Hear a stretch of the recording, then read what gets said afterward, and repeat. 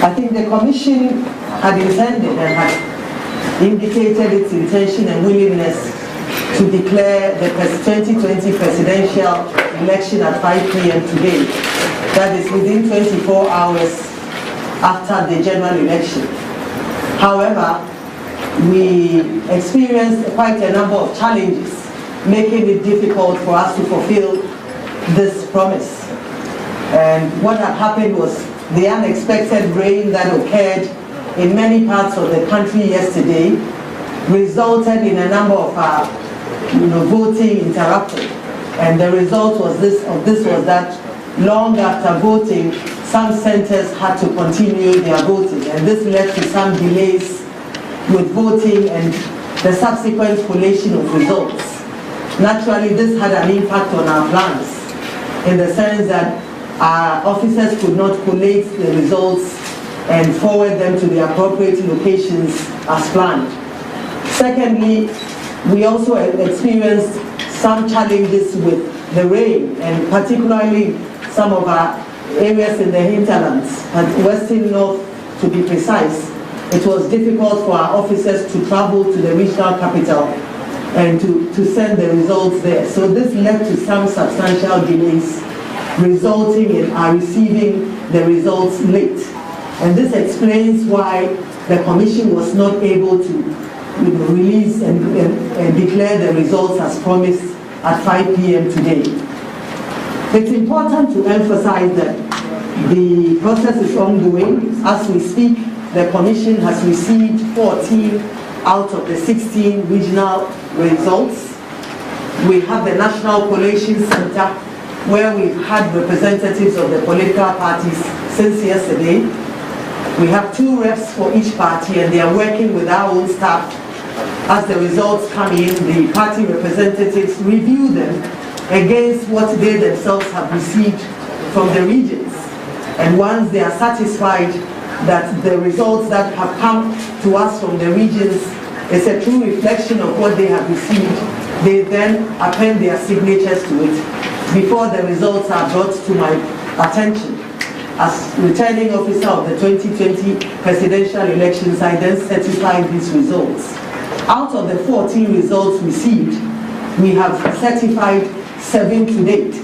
To this point, we believe that by the end of the evening, we would have certified the remaining 7.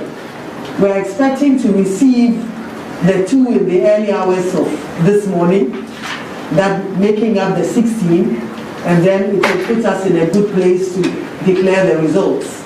We've also put the 7 results that we've certified, received, approved, and certified on the various social media platforms and the website of the Commission. So we are treating the citizenry to visit our websites and our social media platforms to review the results of the 7 regions that have so far been certified. It is important to note, and there may have been speculations of some attempts to manipulate the results. This is false. I think the process that we have is a very transparent and participatory process. And I think any interested Ghanaian is aware that at the polling station we have the political party agents with our officials at the polling station. At the end of the election, at the polling station level, parties then count the results, they collate them, and they document them on the face of the pink sheets, the statement of poll, and the agents of the parties then sign on to this. From the polling station level, the results are sent to the constituency collation centers, again in the presence of the political party agents. And at the constituency collation centers, all the results coming in from the various polling stations are collated and put on the face of the pink sheet and signed on to by all the agents of the political party. This is a very transparent and participatory process and involves both the Electoral Commission's officials and the political parties. This year we have introduced a new level of transparency and inclusiveness. And what we've done is to introduce a regional collation center. So unlike the previous elections where constituency collation results were sent straight to the National Collation Center here at the head office, constituency results are sent to the regional collation center. And there also we have the full involvement of the representatives of the political parties. So what happens is that every region collates all the constituencies in that particular region. And therefore, if a region has 20 constituencies, you find on the regional collation sheet the summary, the details of 20 constituency results. Additionally, we also have the regional summary sheet, and you find a summary of 20 constituency results. And this also involves the political parties in the sense that they approve this, they verify the information that is transported onto the collation sheets at the regional level, and they append their signature to it. So this is the level of participation of the political parties, making it impossible for anybody to rig an election. And therefore, if there may have been speculations out there in the public space in the last few hours, we entreat the public to ignore it, because the political parties append their signatures to these, collation sheets, regional collation sheets, starting from the polling station to the constituency and then to the region before it is sent to the National Collation Center. At the National Collation Center, I believe some of you may have witnessed what happens there. We find you have the representatives of the political parties who, when the results come in from the regions, they review it and verify it against what they themselves have received from their own agents. And once they are happy with it, they append their signatures to it before it is brought to the office of the chairperson for certification. It is only after that that the results are projected on our website or shared with the general public. So this is the level of participation that we see. It is important to emphasize that this year the results are still coming in the good old fax way and by email. And so what we are getting is not just numbers coming through some transmission, but there are photographs and images of the link sheets and the collation sheets. And so at the National Collation Center, the results that are coming in are the regional collation sheet and the regional summary sheet. All of them are signed by the agents of the political parties. And this is what we have, and this is what is presented to the political parties before certification by the chair. So we thought that it's important to express our regrets for our inability to organize the declaration at 5 p.m. as planned. This is what had happened. The unexpected rains and some of the challenges that we experienced as a result of the rain, and indeed some challenges that had occurred at the collation center made it difficult for us to declare the results as expected. We are hoping that we are hoping that in the early hours of this morning we'll receive 2 additional results, and we'll thereafter be able to make the declaration to sometime tomorrow. It's also important, in the past, the issue of parliamentary results was something that was declared at the constituency level. We've noticed that there's been some confusion about the number of seats in parliament, and we assure you that tomorrow we'll make this information available to you as to the number of seats in parliament, which party has which number of seats, how many independent candidates we have in parliament, to put the issue of the number of seats parties have in parliament to rest. We are collating this. Currently, the information is going out on our website, but this is some information that we'll share with you tomorrow so that we can put that matter to rest. We entreat you to ignore some of the speculations and allegations that have gone out. We can actually give you copies of the sheets as they come in from the Regional Collation Center.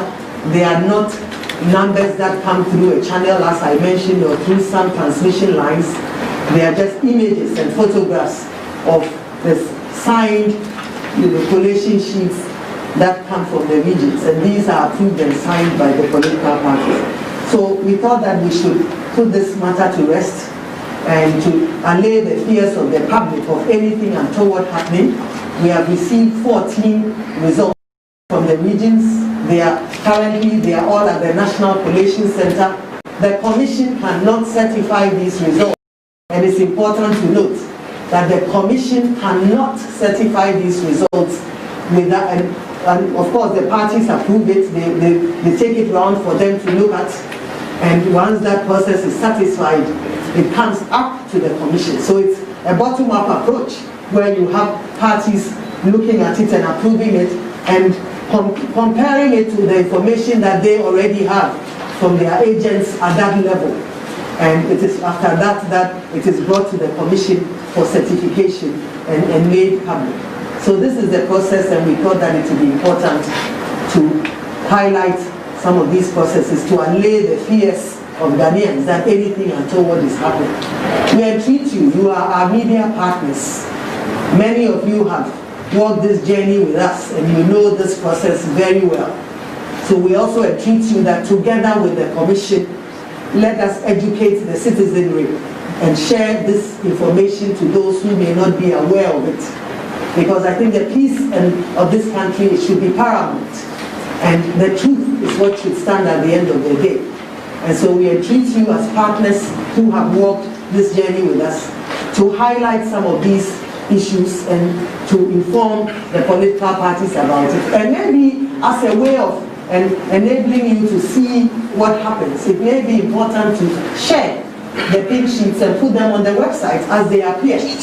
What we've done now is to, try to take out the information and put it in templates. But I think this evening, the 7 sheets, the 7 results that have been declared, we will take those pink sheets, collation sheets, and also put them on the website so that it also provides you with some information as to how these things are come about. So we'd like to thank you very much for coming at short notice, and we look forward to engaging with you tomorrow. Thank you very much.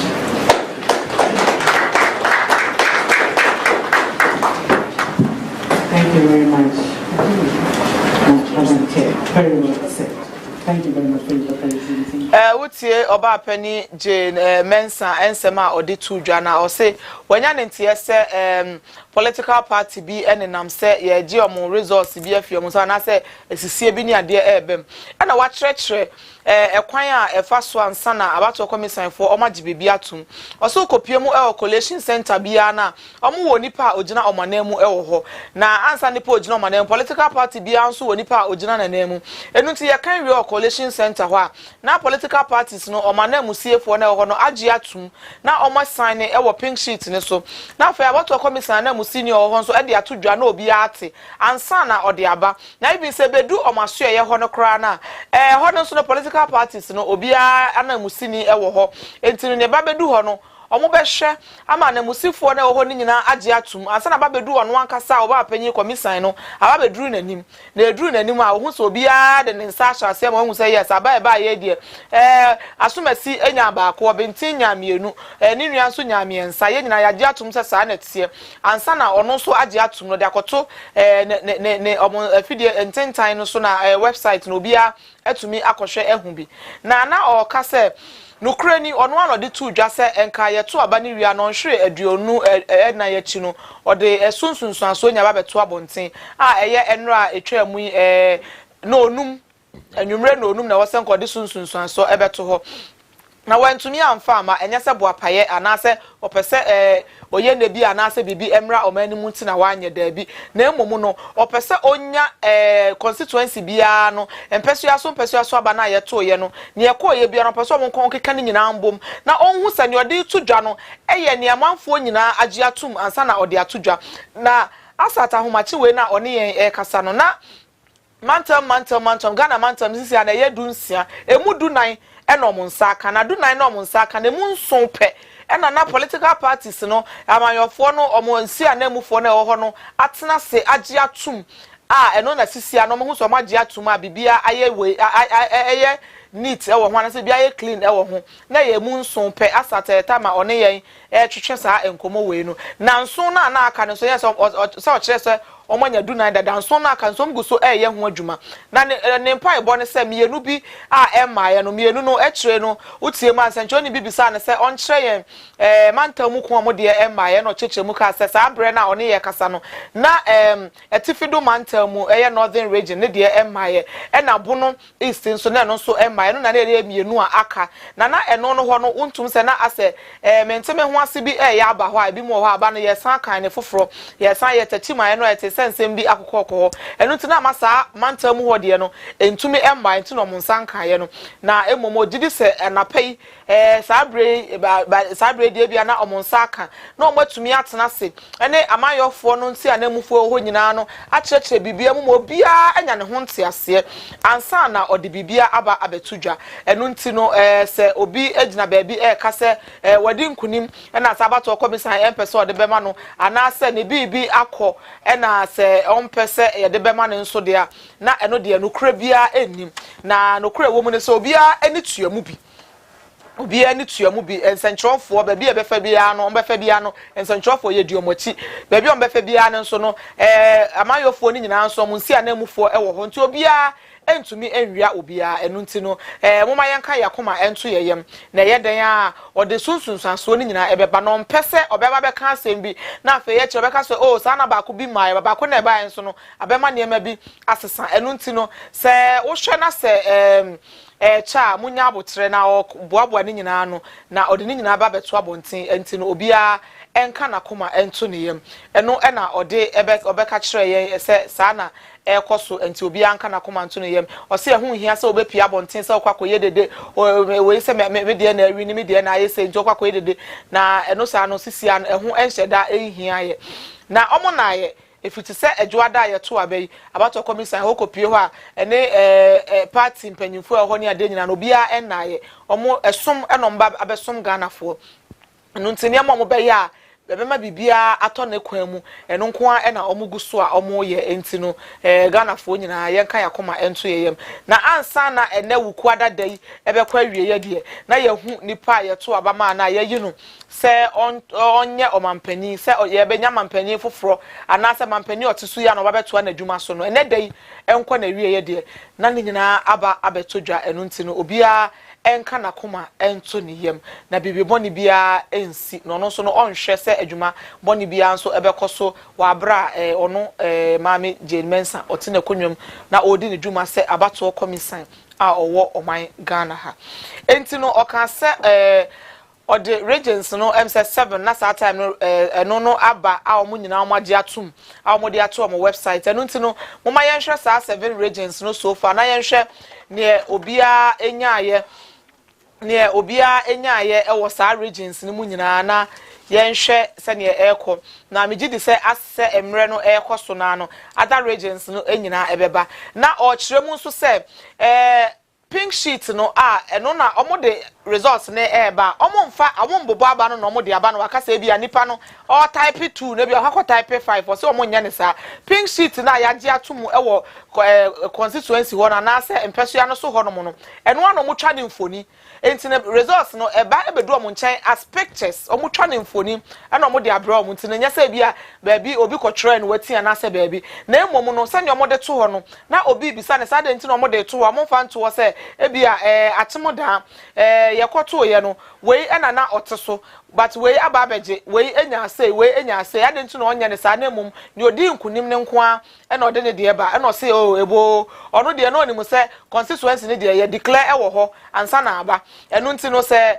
yaka wo ho no dada no omo nipa wadi nkuguo wo ho no onim say wadi nkuguo dada ba se ne oma aka ewo oma mu nyina na sama no nefuo nyina ebehu ne wadi nkunim no eno nti no omo pese omo fa no de beto template no ma ye ne sa fefefe na ohye se ne ekona sani ebeye na asumdwe beba ntinem se emfoni na omutwa edi fi regions any constituencies any collation centers no edi ebre no em se na adwen mu no susu se onyakora nkode sa na beto website ho na nkrofo ehu se pink sheet no ne woso no enoa ena omo project na enye se oma manipulative figures bia ena omode mayen enti no ye behwe regions no ye de hu nkomo na se na medi kan kan ye na mene na ya odai ena etena se na ye de bibia abrewo na hu se na ni abre pa obi e keka na de ebom enti ne so ye ne abre na emiamia wa emiamia calculator no so sa akra ma ade no kra em say figures na tia fa so be ma na adwuma be na udi say medical show say ye one number of constituencies bi aiba e betimi a project actually say de ka kono de party A na party B ne betimi adi nkoni but now we can say 7 but latest one aba so far na de menya en confirm fi si ho but ba bia menya source ne fi na Ashanti region de aba be ka ho Ashanti region de be ka ho aba be 8 okay nti ye hwe ne mo say hwe be enkobo be no du ba ko de na at least and at most be 12 to 14 because as at time work say was around 12 some few minutes after 12 now or say omonya 14 but no matumi aye 7 ho adwuma enti no say 14 kita mo na say that time matumi aye 7 ho adwuma dey me sure say even say 10 no na say 11 na wo kan kra be na anka 14 nyina kra aye ready na ka northern no ene buno east na emedu ye na no ho no kra no ebi mo aye ready but say baby ba ko mienu bi na recounting ne ade bi koso na ama niema ayesa enti no enso na abadada no moma yen hyasie na yen hwe ne efrefri mu ebaye na enso na abadada no emse ahafo na obetumi aboa me aka abobo figures ahafo dia no his excellency the sitting president until say yebeto aba ne be wie no he is still the sitting president unya 145,584 eno ene dia his excellency nando inya ye ujirema NPP amanyuku no okọ NDC former president John Dramani Mahama ono so no figures wonya ye no ewo ahafo no eye 116 that is 116,485,000 eno nya ye 116,485 116,485 ena de otoso miensa eye gum Ghana Union Movement ono so no bon ho modin yi etiminya 1493,493 any voter gum enyaye nya fe na yebeka other ones because I think say nke two horse race but the third one no ebeka ho ntino say ahafo region no mesisu bi on the amount there 145,584 for NPP 116,485 for NDC and a 1493 for the Ghana Union Movement no any voter ahafo region no NPP and ewo ahafo region okay yenko region foforo na yenhwe ehonom nso no ne odi nkunim efri se enra no na NDC for press conference omawini regions back 10 enu nti no mususu se once omatumi awini 10 de na yese omo edi nkunim but abato commission emanex ase se Ghana ha no ye de na nte se America de na ye de electoral colleges and 50+1 na okopie mu ewo north east nso a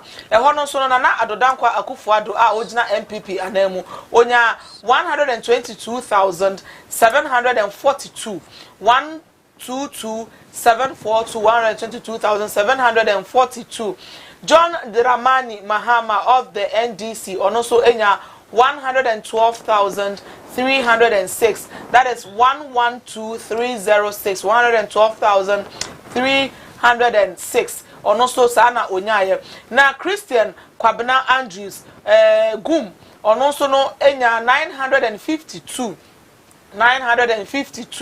na ne oto aso Kobna Ivor Green Street ono enya 292 saa ena eto aso eko egakran kakra ho no emse kriadonko ena to so 9 eko no north east na because I say okay nya kriadonko na to so 9 but onya 324 Henry Herbert region bia na the obedi third gum region bia no ohwe projections na abani nyina na region bia related gum na gum audited all the regions third force no international say region ahanso no ohwemu NPP na edi nkunimu ewo saa mantam mu we nso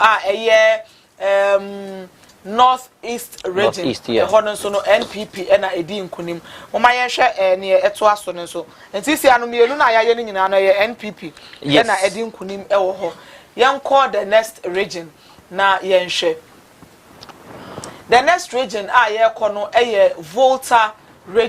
Volta region na ukopie mu nso ewo Volta region eho no amba no Nana Adodankwa Akufo-Addo NPP onya 100,481 100,481. John Dramani Mahama of the NDC also enya 606,508 606,508. Christian Kwabena Andrews Gum Osofo Chiri Abosom also enya 4,679. I just say voter region for no Osofo Chiri Abosom nsema ode koye no eton krofo dodo na asum enunti no nya 4,679. Na just say wo hwe voter region dia NDC ena edi nkunim ewo sa mantom honom no omo maka no emsa abo Green Street enya 705 ekradon konya 180 158 domestication Henry Herbert Latte Hassan Ayariga 406 okay let's ana to aso a ekwa ene sana se voter region nso no NDC ena edi nkunim NPP to so mienu ena se na naka ye no gum eto so miensa nti so far no 3 no yenya 2:1 yeah 2:1 nti no yen call the fourth region no na yen hwe ehon nso no ne ekosi ye ewo ho Upper West region me aminu be my brother Ata region eho ye kopie mu ho a Nana Adodankwa Akufo-Addo of the NPP onya 121,230 121,230. John Dramani Mahama of the NDC also enya 238,972 238,972.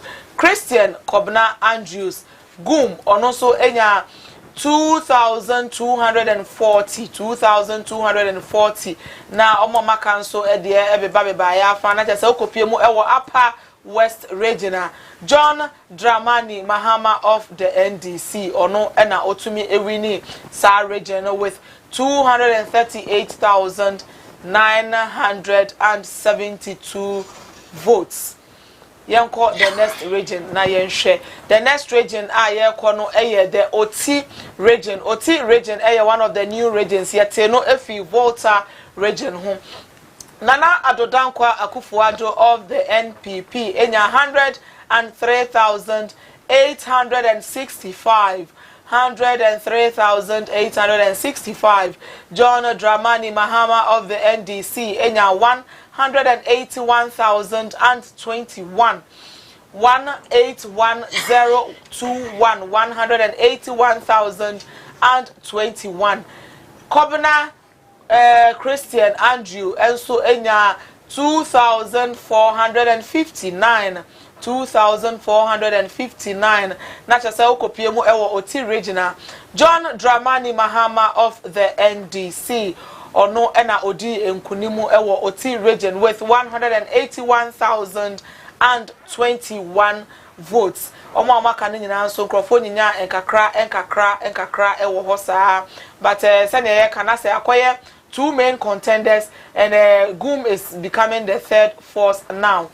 Yekopiemu ewo Central region efifi mantomu eho ena NDC running mate no ofi enunti no yekopiemu ewo ho Nana Adodankwa Akufo-Addo of the NPP onya 613,804 613,804.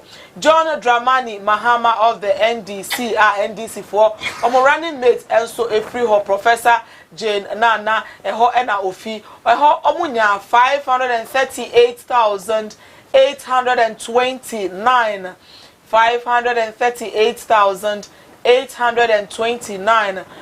Kwabena Christian Kwabena Andrews obone homoden ewo opa onya 15,160 15,160 na tesa okopie mu ewo mfifi mantom a Nana Adodankwa Akufo-Addo Nana Premiai eho ono ena odi nkunim with embano 613,804 eno ena efi mantom mu enso no eba ye na ye toaso ana ye ko mantam fufuro mu Yekopiemu ewo Bono region.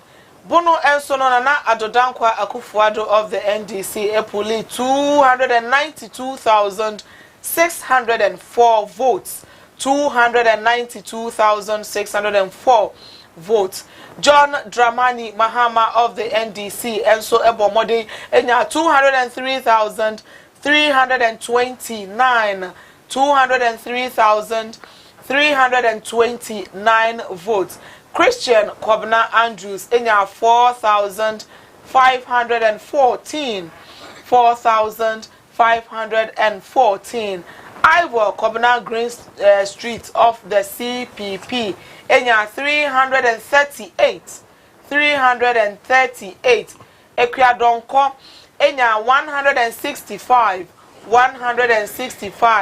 Henry Herbert Latte of the GCPP enya 132 votes. Also na eto so sana se kopiemu ewo Bono region enso dia Nana Adodankwa Akufuado of the NPP ena edi nkunim with 292,604 votes. Yeto aso na ye nima region fufro ye region fufra Abna very quick one. The odi two dwa no. So oka say oye breakdown now.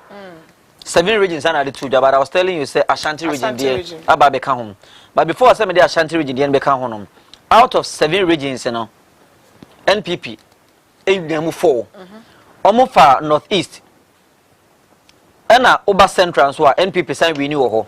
Ahafo region NPP renew ho. Ena Bono region NPP renew ho. Afi hwade oko voter NDC e renew ho. O sign ba Upper West NDC renew. Ena Oti region NDC e renew. But if you compare with the first 7 regions no NPP e renew 4 regions and still no o tablet here NDC vote no edoso. NDC vote in Dawson. Okay. Despite the fact that NPP now 4 regions out of the for the first 7 regions now bana NDC. Okani nyina abomu NPP now 1,500,310. 4 regions now munya ayo no. Okani nyina abomu eye 1,500,310. And NDC 3 regions now eye 1,997,450. The reason being that voter NDC ewini ohonom NDC nya 606,508 OTF MPP den ma omo with 506,027 that is 500,000 votes good 506,000 no. Then let's come to the next region NDC ewini NDC SI ewini wo Upper West NPP nya 121,230 NDC nya 238,972 difference in 117,742 Then the next region NDC sign winning was Oti region, which difference in here 77,156.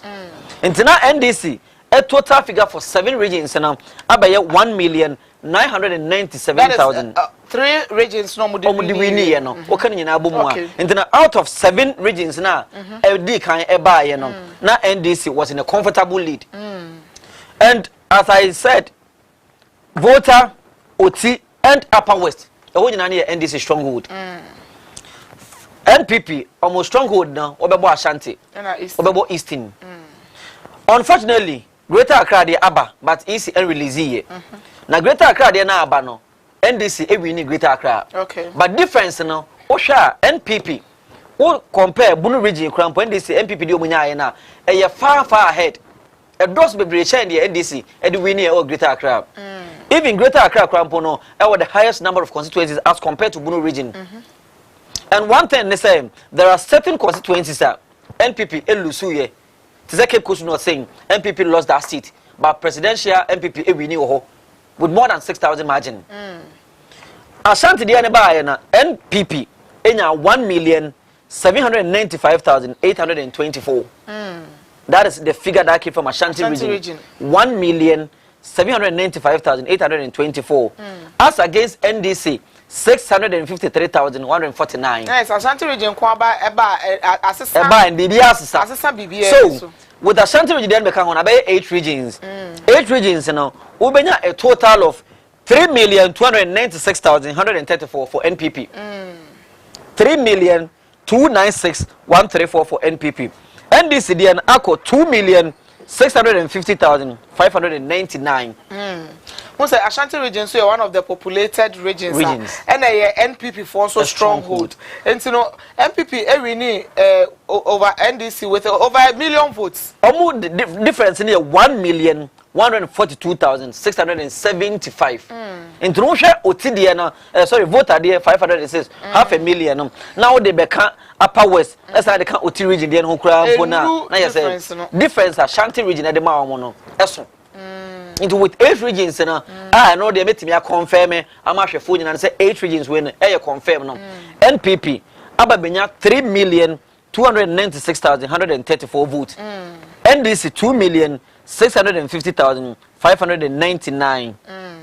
Internet, that is the difference. And to know say, and to na about to come say and say Ghana ha no to me nka me win 10 regions. Internet and win if over to me win 14 regions, but to be to me 2 regions. Ebe to me win 50 plus 1 vote. Enti nipa ya be kan bibia be wie na ne de no edoso no eno na wadi enkunim enyesa me win region we na say me win region we.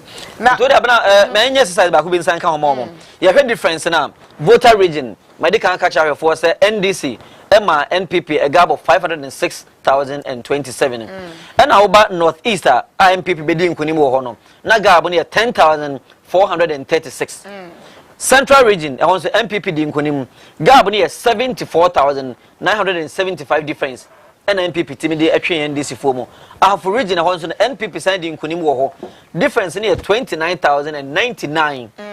Yaba Upper West NDC bedi nkunim wo ho difference na 117,742. To be mu say bia yabo first train NPP a lead but ba ko pe ba mu ano na best figure ni na best some bibia because especially when it is coming from some of the region which is say Greater Accra region some results ba etumi sisa game no Ashanti region results ba etumi sisa game no Eastern region ebetumi sisa game no most at times say na the small regions no to say on say voters say small oti eho eno so bunu east no na eno so na usually no entire ensisa ade na ni so sa but some of the regions no in a way no more the deciding regions because obi wa beka be 5 for the album na ba ko de no kra no etwa no kra amana akonanim eno no but nana interestingly presidentially the returning officer for the presidential elections no about to come sign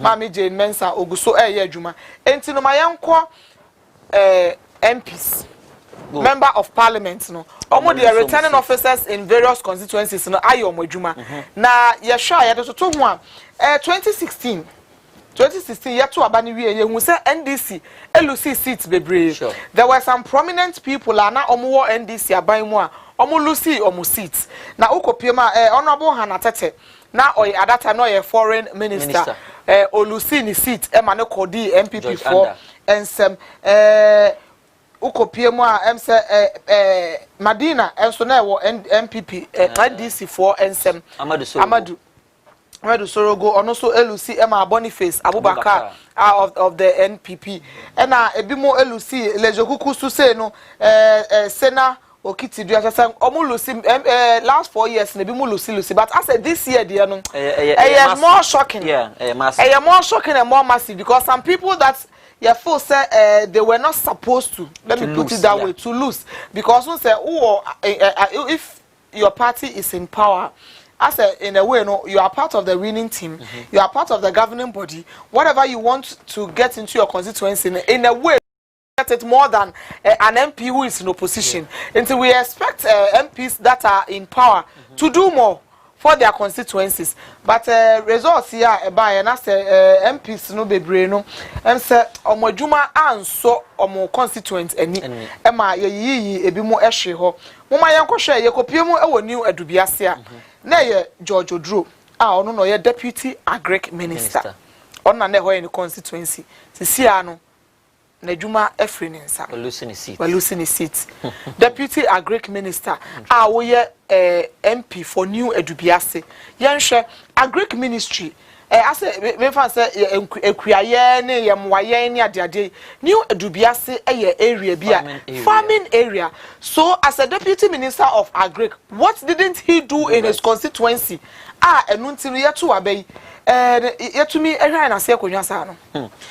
Yeah, na shocking in the sense sometimes I was thinking parliamentarians na omo nyina na so omo constituency wona omo promise omo chomo ne omo be ya omo ntinanka before election bia no omo fa blueprint yen just suppose into what they promised the constituency they will do for them.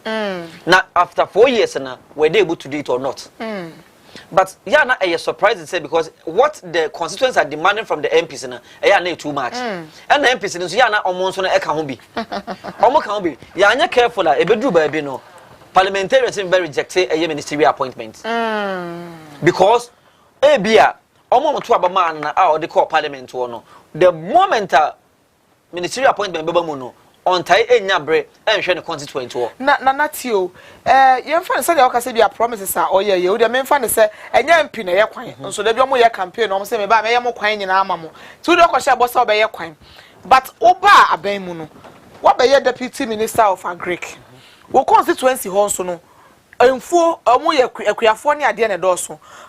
Couldn't you divert Sebia near what's our person we are now? We are watching second but to coin when you're the amount. This is where you have the upper hand because one say Yakupiemu Ewo Doma Honorable Yamenu Minister of Health Minister Ajama Menu Health Minister and the constituency no almost stress say Osha health centers near the idea was CCC wo ho ene niam why at least se papa no omo ka se papa na anya hwe kra na they can't take what he has done when it comes to health from him enu nti no omo gina so assign to aba na ma no enti na bia na okọ no menya sure say bia na before all be stand no nim say oba ye be ma no health minister but also a MP ebi ameba no meye say but oba anyama the health ministry. Okay, so how can this my ministry benefit my constituents? Then let me take it to my people. Let me make sure they get health facilities. Let me make sure say tips compound crown why they will be well equipped so that at least if for nothing at all my constituents will benefit from my ministry. But this is a minister, a deputy minister of agric who comes from a farming constituency but yet still lost because is it because he didn't do anything with even the ministry that he had? Funny enough, when one funny thing about the parliamentarians, me try for Nikki to be a show, fancy classroom. You know, you call university and I say secondary school and senior high school. Classroom one day you've been more you know from SHS1 to SHS2 to SHS3. Ubo on Kasawa class work. Ubin so or your vote or Kasa. Your class prefect be or fight among class members. School prefect in now and I say be a SRC president be or to me fight among students no. Obo so kwatena a year and 24 anymore or the yes sir. Until parliamentarians no bo the parliament war not na we say MPs omonye kwan but to the be omone call lobby. If you want some project SB call constituency one you lobby for it. Until sa unim kasa na say on pekasa na da bia no why on the gentle type. Ebi no ho a omodo mo ho ewura mu ne ade ama say de ne example no ama say on table of but ode ne ho wura adwuma no mu de ba bia so lobby no lobby ye de so no pre finance no pre finance ye e me ye adwuma no sometimes aban do ka obetua wo but nentem ntu what can be pre finance here you pre finance later aban etua ma wo so oba lobby a one lobby to the highest level a betimi a lobby ne aban ne ma na ma wo at the end of the day adwuma bi wo ha enya MP na ye you ebia na president na baba ye but MP na ye die wa me anya kwan wa me anya hospital wa me say probably ebi kwampo na kwaji mamanu do ba ho no na ewo aban enkrata mu say ye basic hospital say den ewo ho but because say o ye health minister no no abreso no san so e free sa amantem ho no ne asan be so ho no de ye the credit nyina na health minister sanso na wo deputy agric minister no sanke bia won se hofo ni nyina na yekuafo wotimi an lobby ye the tractors akoho se fertilizer ye won fertilizer ni bi because anya na ye se charity begins at home intene se niam bia ye farming equipment aye be makuafo no omo no baaye sometimes problem aye face wo Ghana ha and Africa per se ni say aduane ye bedua but how to preserve it. How to preserve it. How to even transport it to the market. And also adani asem foforo. What the niama na ifia fo mo krampa ba kuruma ba beton no. Akoye boachi bidin. Entina sanka ba na one law be say bia. Bia na say wo kan obi hu asa. Ah da bi se boachi fo na e say dey nkoma se mo Ghana ha. E din boachi bia entan nkoma se mo. Eh boachi fo. Boachi fo. Eh minimum miensa. Sa omunyina mo. Mini ba ko hwan boachi. Hwan boachi na hwan boachi. Ayo. Ah boachi fo na entan nkoma se mo. Wa hye ho na hye ho no. Na say hwan boachi. So mo ya boachi fo miensa. Na minim wo mo. No omunyina mo ya hwan boachi. Wa ayi boachi. Na we boachi. Obente boachi na so masi boachi na. Into the watch for there. Into the San American. Okwaka na kwa boachi bidin. Oba ye na ebia one lobby. Rose na mo de ko mo fu mu enya.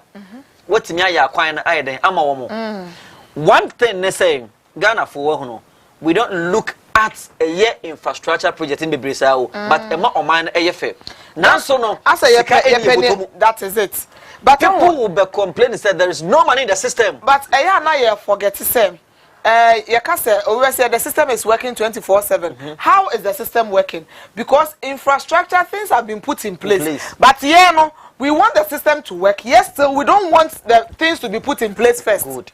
But bibia mo no chinchin so and I say so chinchin wo ase ne obesa na line no se ne wo pe no but ye de no ase ye ya akopɛ so chinchin instead of say be ye chinchin so ye be boy ye yam na ya break akra na fe ye de anya ne ye pe no da bi ye pe ne ye bedi da bi ya fu me ne ye yare ne anya hospital ankokram say ye pe. Enti no say ye bedi ye obi ye infrastructure ye say da bi nipa no nya hwe sika ne ye botom so me nya sure say obi obeso say sika ne botom bia da ko na da mienu ana da miensa nipa no bebu ada e den abenya ne obedi so bia ne yesu. And another force sometimes in our politics ye free omo no e ya hemfo no hwe constituency bia na parliamentarian bia na obelu ne seat e ya ye hwe one ahemfo na wo sa amantemo no omo relationship et saying Bibia ne yehwe before election so say info ne bi ba bonten say nana ene la ahemfo ne kohia ye ko ba say ahemfo no say wadi kan be ma promise na say no yen ko sa mantem hon sa no MPP nya asen e wo ho vote ne say no munya ye entine bi wo ho a ewia bi wo ho a ahemfo no anase parliamentarian ne ahemfo ne ntem no enhye da enkoyi da area no ye den ya na ahemfo no omo kita tumi o omo kasa omo manfo no ete obi abu ne nkrofo obi abu ne he papa intini sa unya position bi a at least u position na wanya no I remember Ablekuma Central ehona Ebenezer ene also walusu but an company very very shocking to me before Ebenezer tete eba no na Theophilus tete chai ene Ablekuma Central ho na uko parliament he was the parliamentary select committee on roads on the chairman. Do you know what he did? Roads are a war around Ablekuma Central because by the be a sukura ne South Russia area honi nyina no ufa kona bia kura mpo na etwetwa akwan no as the parliamentary select committee on roads what he was able to do for that area and say akwan bia no e was etimi ye into demarcations na kwan de omo twetwa ni nyina kama but the following 4 years the ma Ebenezer ne timbe too Theophilus Tetechai say Tetechai said that 2016 on Kobium. Okay. And they brought in Peter Otukono. And the my Ebenezer 1805. After 4 years, and this assignment job seat. I one of the seats in so I say Ewutu Senior West. Once a foreign minister at that time Hana Tete and Medika kana ono not so. And NPP for Eddie George under Echo and the Bayino. And oye deputy communications minister. Communication say won nkrofo edin kita ho won say wo kasa fa say bi a one ahemfo wo krom won nkita hodie ni ade ba we deputy communications minister dia senke ye kasa nkita hodie dia ye yi ni minister free wa Ghana ha no toso mienu ana osan tena ho a sisi a seat no wasan LOC asan e de ama NDC ana NDC no the interesting thing about that seat ni say nipa na ono be di free ni nsem no ni nua na babeje ni nua direct na babeje na nye ni nua be mo oba ono no ye oba no teso oye foreign minister na wo babeje na wo ya deputy communication minister na ni nua ba asan babeje seat na free nsem woni ma sese ba ko so say appointment bi ho na se position bi ho ha de ma wa Ebeye den say bia all fan say in charge of communications na. E dia de partner with the communication ministry betimi a lobby. E me dey call man for the. No, but Nana. No, but I'm trying to make a point. I don't know why now cause obi adwuma TV station I don't know where to dey bro.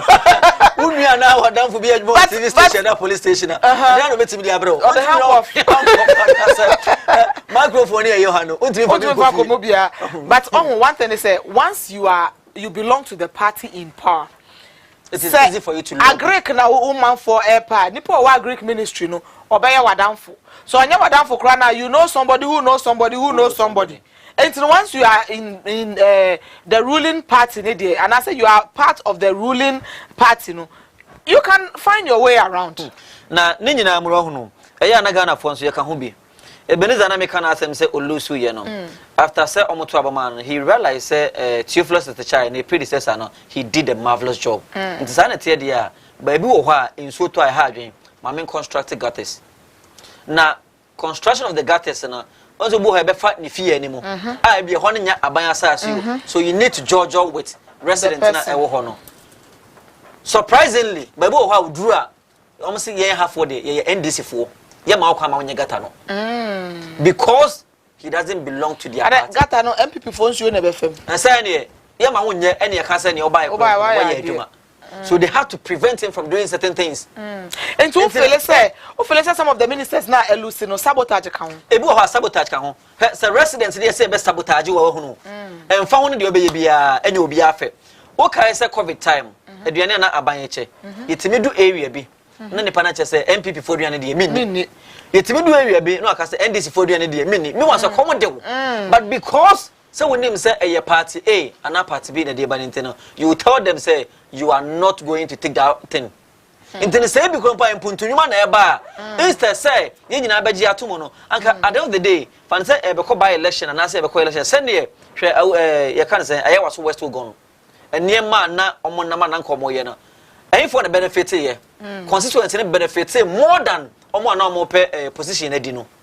Ntini ko bi o ye beto amana beba bia no wo de so be si airport kura mpo mo mantem ho a monyi ntum mani nse ntina zo me say NDC nya betena so 8 years enna nka obewie no ne ho na ba be say the most beautiful city in Africa untimi fa bosti wo ho ye nka say eye George Under City ye nka say Exela City ye nka say eye Ebia Hana Tete City o ye beka say eye Wotu Senya constituency mudi na beda so ntina some of the constituencies obu ho a hwe ma men kan ba ade ba konche Peter Amewu ho seat na oje ye no next 4 years e be yedin e possible say ontimi retain seat no I didn't tell because over trend now typical example to say Accra had you know we've spoken about Adenta, we've spoken about Medina, we've spoken about Lejekuku, Krowo, those areas and Ablikuma Central Babeka home area di bo ho a ye NDC for their MPP beje ye no 4 years they go back, they go to the drawing board. No, Masai are strategize it.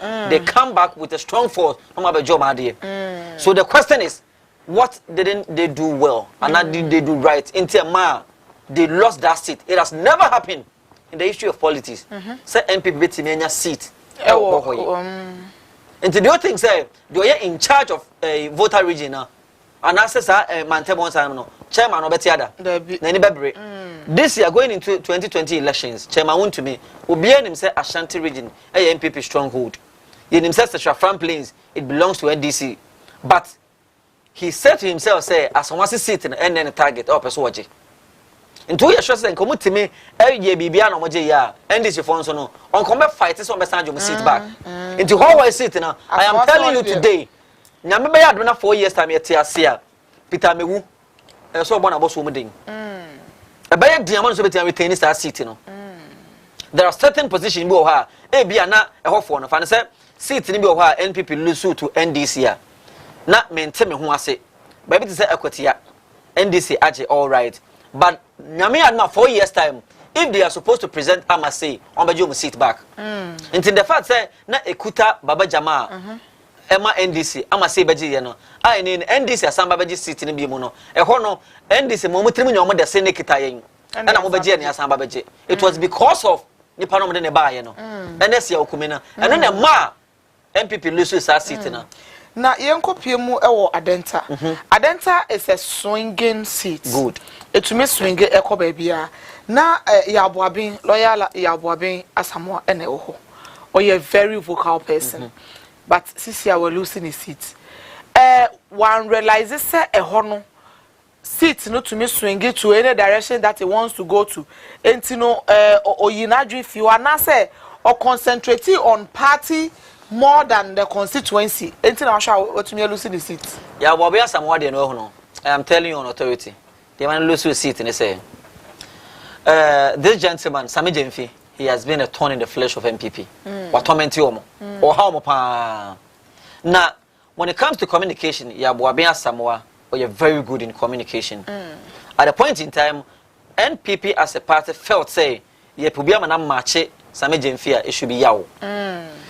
They forgot, sir, Sami Jemfi on Kita ministerial appointment on member of parliament. And on purpose position be it is say obekaso be matching boot for boot now benya time I concentrate on Sami Jemfi you forget about where you are coming from international attention in now the national and after the NPP as a party but he wasn't concentrating on his constituency until on radio on TV yaw echo radio so na TV so na okasama party na he was speaking for the party as a whole but now on kasa on project the constituency no.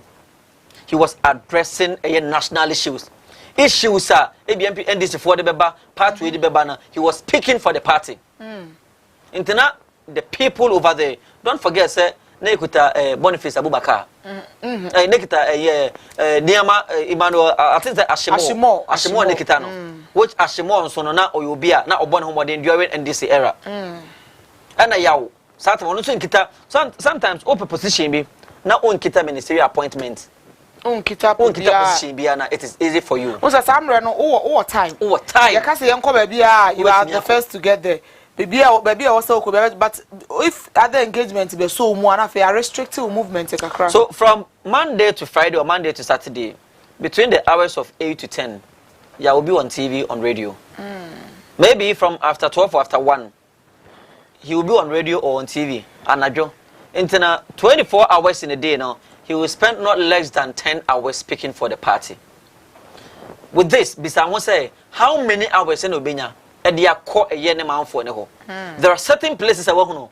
Abana parliamentarians in the parliamentary candidate in Bino, Omon Nante, Omoko house to house campaign. House to house, no, Nipanity radio, so no, at TV so customer partner, one house to house in a man. And your co primaries in their call, you know, ABR. And young one call on a post. In the you might think, say, your party members are campaigning for you, they are doing the right thing for you, no? And you'll be an appeal. And Rami resist our issue, and I make us say, yes, so your minister now to me call constituency delegacy. And I correct from Paul Catcher, Mr. She, or be all the national money for command or course, you with a man and bro. And to know, or never who's no one at the acquire good. And there are more campaign and more no.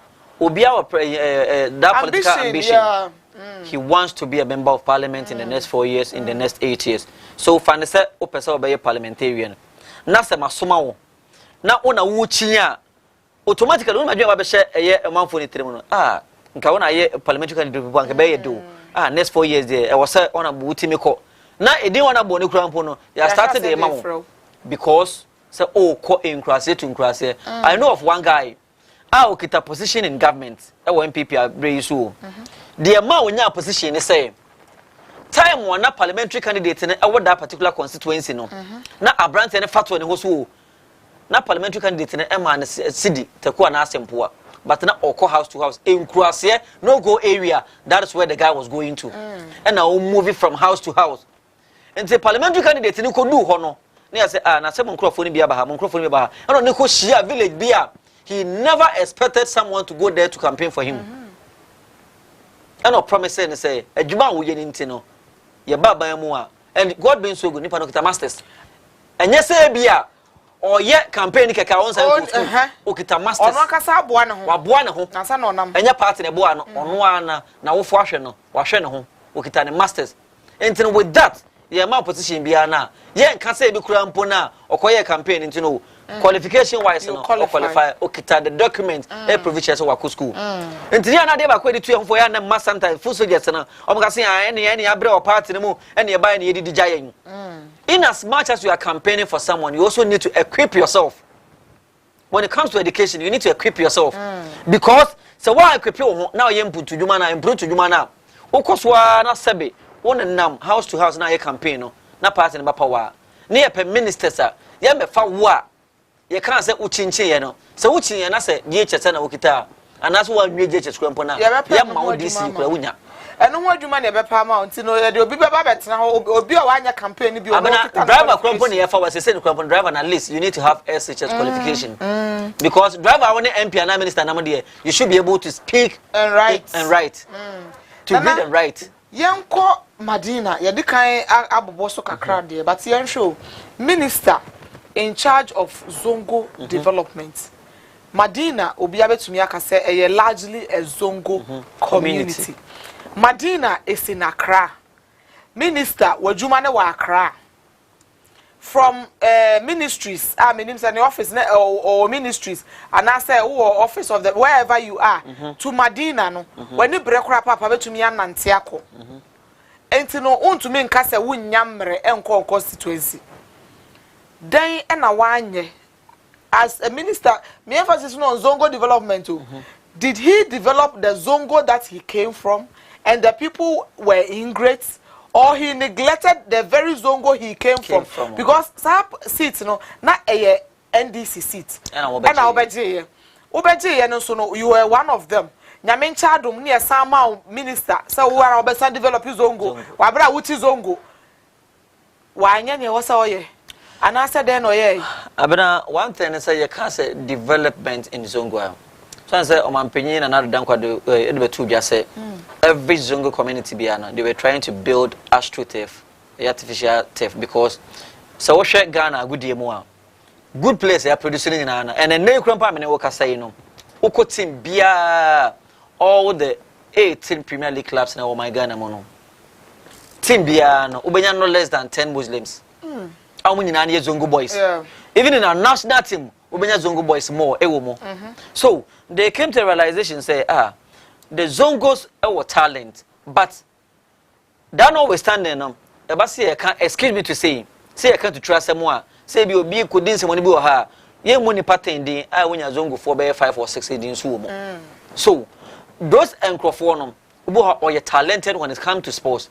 But because the facilities in the honor or the best at training in the honor, he or she will end up joining certain social vices via anchor when they in here. They started building pitches. I bet my Zongosana, a bit to me by the idea, a developer of talent in sports, which maybe I know what Madina was part. I know more CB. Oh, now, as those astroturfs, are they the only things that Zongo needs? Not the only thing, but not acquires a process. Ya man not specifically a year running. But I did back what saying when they say there are certain sitters who will lose, and you say you did extremely well. One from home and for no. That's why they are 4 years depend on you.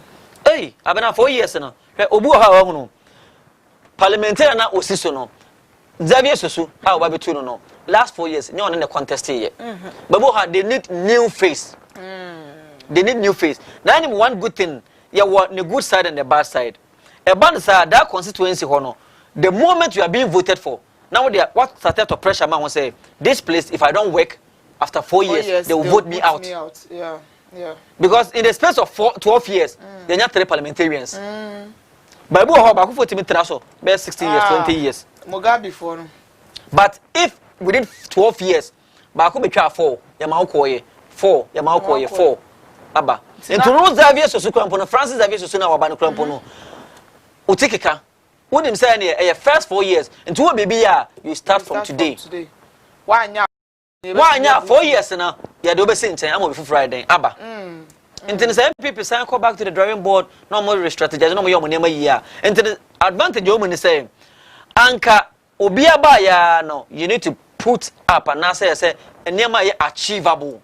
now they are told man for them say this is what I'm going to do for you in the next 4 years they say ne kwesi akwa aka che odanfo no until the next 4 years na ne ma uka nyina no what me achieve na say home man for so okay fine yeah pa so to aso until no yeah okay the obey man no why are there you be fufro no so beto aso nana mayenko bunu deputy bunu regional minister ojina ewo Jama North Siaka Stevens ono so alusi na regional minister no krampo ya no madwuma krampo ne sem regional minister no krampo no regional minister Eastern regional minister Eric Kwachidafo primary krampo no olusi primaries empo olusi empo wanfa main election no Entena being a regional minister, being a deputy regional minister. But Kabuno region so no new regional said a yatete hunintinonka and sosa a regional ka won sabe to me atoso. Ah we deputy regional minister e wasa we wudi wadwuma e wo region ni mu a region ni mu ho na wofi. E ho na me fan say bia wanyin wo ho. Wonim omo hawo. Wonim omama ne and nyame asa cha adom yankoye wo say bia wo ye aviation minister wo ka say ukromo airport ni ho and wo kwakoye bi ho wo ye deputy regional minister for one kasa origin wa politician be ka chere me say nana e ka chere wene position ba ko a se hwan no so de mana onye bi da regional minister asema o kan say e position bi a mfaso bi ni so sebi o all the community money paneding or sika bia nim and a woman adwuma bia ni paneden because something on roads ministry of roads baba be urban road for her o ka chere me say on health anko de beji regional minister na anko PDC yes o sin ko PDC because even in the district or the municipal no there are certain projects was for assembly in some but regional minister no though oh power but you can't come in and name in collaboration not to say in other words ora say aka na ko womre say if assume say regional ministry no mo share that we call say it's just there by name because so kwa dem ko womre obetumi akọ the constituency concentrate wo ho into okotena office no kan na ato so ana me kan say obo ho school na ye ko no obo ho dey ote akire do you understand yes say break time na ni age into mo sa na mo kwatena parliament wa eduru say s gracia ana so mo say ye ko parliament a ye obi no ho a say hwe obi no ye ka say ye ko parliament say e beti am bobi no din o say che me nsabo nso muntaka eno mo kasa na ye nim wo mo eno obi nso akura mpo na omo mo te akire ho yeah that no menim so who said na social media say omo ma tribes ni nyina ne the time omo pay when it comes to school say bia ebi mo say mo pay break time ebi mo pay we ebi na wo kan obi omo kwotena ha mo scratch and to no buy say asem kwa wante by say now with one interesting thing we German North one some near ke yenko German South German South ho no so no ya wafo the command deputy aviation minister German South to airport to ni ho or your deputy aviation minister it's now sha want to mean go see airport to German your friend say German South ho no entina want to me anya ne man for paint ya to tia no ko file mpo or the air force flight no de koye or the koye ne file no yes ana metete ye so na so deputy aviation minister ana entino na deputy aviation minister krampo na anka oba yi na so nse Ghana ha ye pese Ghana na me ka se yamanyo ko bi documentary me ho ye na 2035 mu ho na ye se ne Ghana ebe ye no Ghana be fa cha America be fa cha Dubai be fa cha UK just European countries ni nyina Ghana be fa cha ya visa fee ye betoto so good into with that na ka e bi krampo na onne president akasa se nana wo hwe eye bono ahafo ene those areas now and it looks like airport be any ho because I say ho no yikumase a na te say bi atamale ntin so bi wo around that area ho no krampo na so de hwe the nearest and as airport in the door so and am do ho ensen kwan Accra to Cape Coast how many hours on road road quite say 7 4 and if you complain the fan say maximum of 4 hours because I krampo to Kumasi krampo say no so about 4 to 5 hours but you be see airport to Kumasi e wo Cape Coast ntina say we can say bia e ho ne ben Ashanti region and say e ben but no crime ben good ntina e men say no you need to just kolobe mo say na anke han krampo ne de yetimi see airport and airport ye 1 year ye disi enye 1 day ye disi ntene mpo no de wo de nka fa ko daada wo mo ese be see airport na makoji asase kese e bia na asase ni ho na abena 2020 ground breaking and so cut e adeketoa na mako cut sword e de daada wo mo somebody mo yade politicians and daada de mo yade to de bia na cut sword mo ji asase kese but na mom no realistically no mo fa nsem trem se bia nke be see airport wo ho so obi anya krampo na aviation minister nana now nim say Ghana have minister for planning no planning then yeah me ya we pa ba me nim adwuma me nim de no planning we nim your planning o say ministries in say do so and you no so fi ono so fi wanti me am planning am we see the seat oh aja senior minister ya wasafo mafo ono say ono senior minister ono asa krampo na adwuma pa akra ne sen eya na yensem bebre won say ebi mo so say ye wo fan say regional minister say regional integration internal ministries ni bi o ha na we de nka o mutimi retain wan ka ministry wa ka hunhia repeat say me say me hu ni say procurement every ministry e the procurement department every office bi abeko bia on the procurement department so what is the minister for procurement procuring?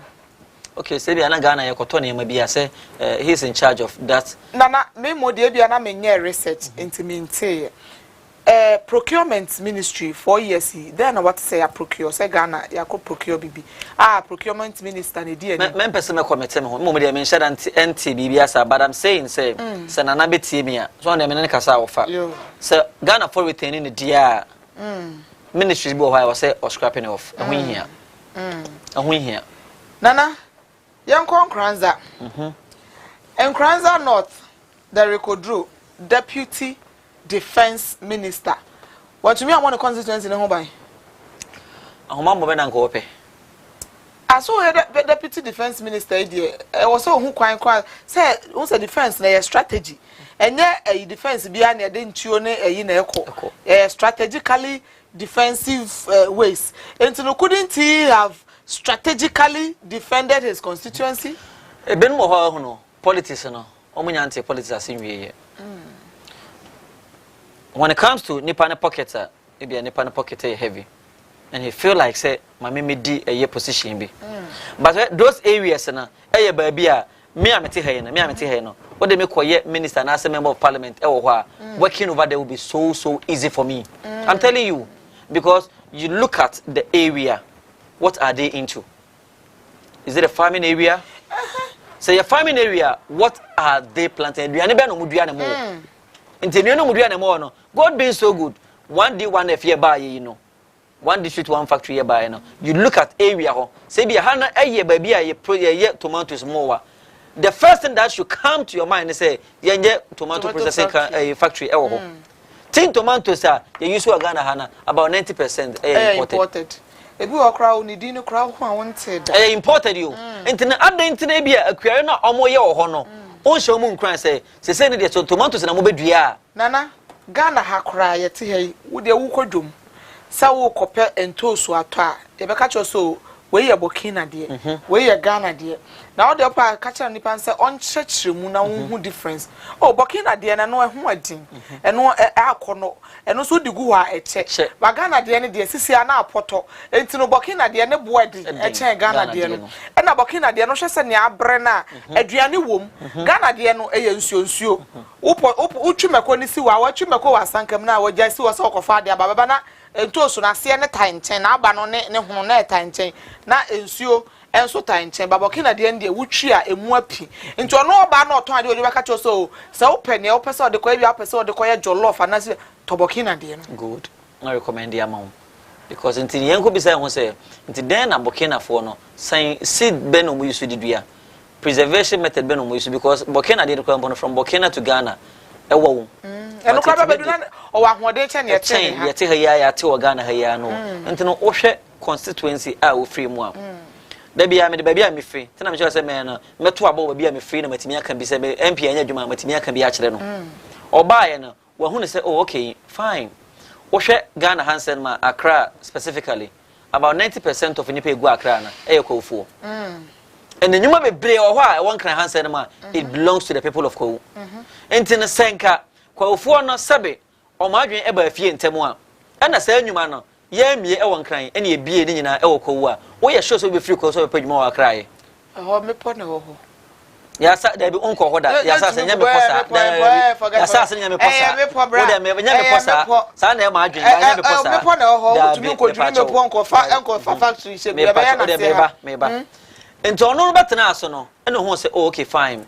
A time will come a obi mfiri Kowu enka so obakra aba padwuma ye. Obi mfiri Kowu enka se me pe admission at University of Ghana and ask Kwame Nkrumah University of Legon Kumasi for the and I keep Coast University Kumasi Legon Kumasi Legon sa no mo frɛ no aha onka so kope nti say no omo de niam to akwan mo a mo be si Kowu University do no omo Presbyterian University College e wa betifi but omo de niam agu akwan mo a omo ba be si Kowu University ase a mo be si airport e wa Kowu nema okay na e people so eye aye and as I say no the whole West Africa and the whole Africa the biggest hotel in Africa we see e won kwatia Rock City sa hotel na and the biggest nightclub e wo mu and the first face no obewie ni nyina bewie no the whole world and better certain is the 40th biggest and nicest hotel in the world asase be na nko pe si wakra na kuma se nko nyansi wo but oye na jo se oye wo ho say no ayo over say 1,000 rooms in the woman. It assuming say it's the biggest hotel in Africa, the 40th biggest hotel in the world.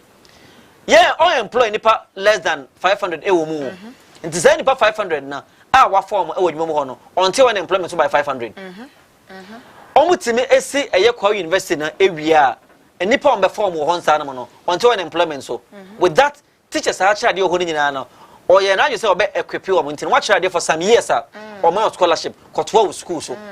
And to be university be no na acheche for lectures e charge ho nyina na eye nkrofo e bia they were born and bred in Kowu hwe Kumasi for not to disrespect them but Kumasi akwan ho ba bia from primary SHS open papa akwa obenya bi wo Kumasi uwie eye SHS e wo Kumasi na wo training college obenya bi wo Kumasi open nursing training obenya bi wo Kumasi open university tech e wo ho ope technical university Kumasi Technical University formerly Kumasi Poly e wo ho nti asantefo no omontayi ntu kwan because the ope bia no obenya bi woni region ho but ba bi wo ho no secondary school no training college no nursing training no university nti eden na se otu kwan wo yin to nchen so adwuma bia ni ho na one interesting thing about Kowu na America na say omon kan so mo ye ni nyina wo kro ba ko so ebia ye the airport na e kokoro wen nti no so nya no share of development yeah the big kwabetifi yeah the big contest so yeah the big say no say Kowu nteso no so no ate o mo koye the biggest poultry farm e wo ho nti the Kowu nteso nya ne dio because some say ho for no dodo na e farmers nti the poultry farm e ko ho e ko ba say o mo ba ye Kowu State House and so no o mo si e wa betifi Kowu State House na o mo si na o ma ye pitch e wo mo asisi hostels as o mo organize tournament kura mpo na Premier League clubs betia ko matches e wo ho they are not waiting for the government and say na be fin kra kwatena Kowu sa hotel ya American no so no that one is also located in Nkwatia Kowu University no on person mu see no on price so nti be hu say the MP4 are developing the whole community nti na nkwa say be yi kro ba ko no ma develop you Kowu South and price no e wo Kowu South o and Nkwatia abitifi tafo taso nyina no so wo Kowu East but they are all coming together nti no from Kowu West Kowu South, Kowu East, Kowu North, and then just a whole in then they develop Kowu as a whole.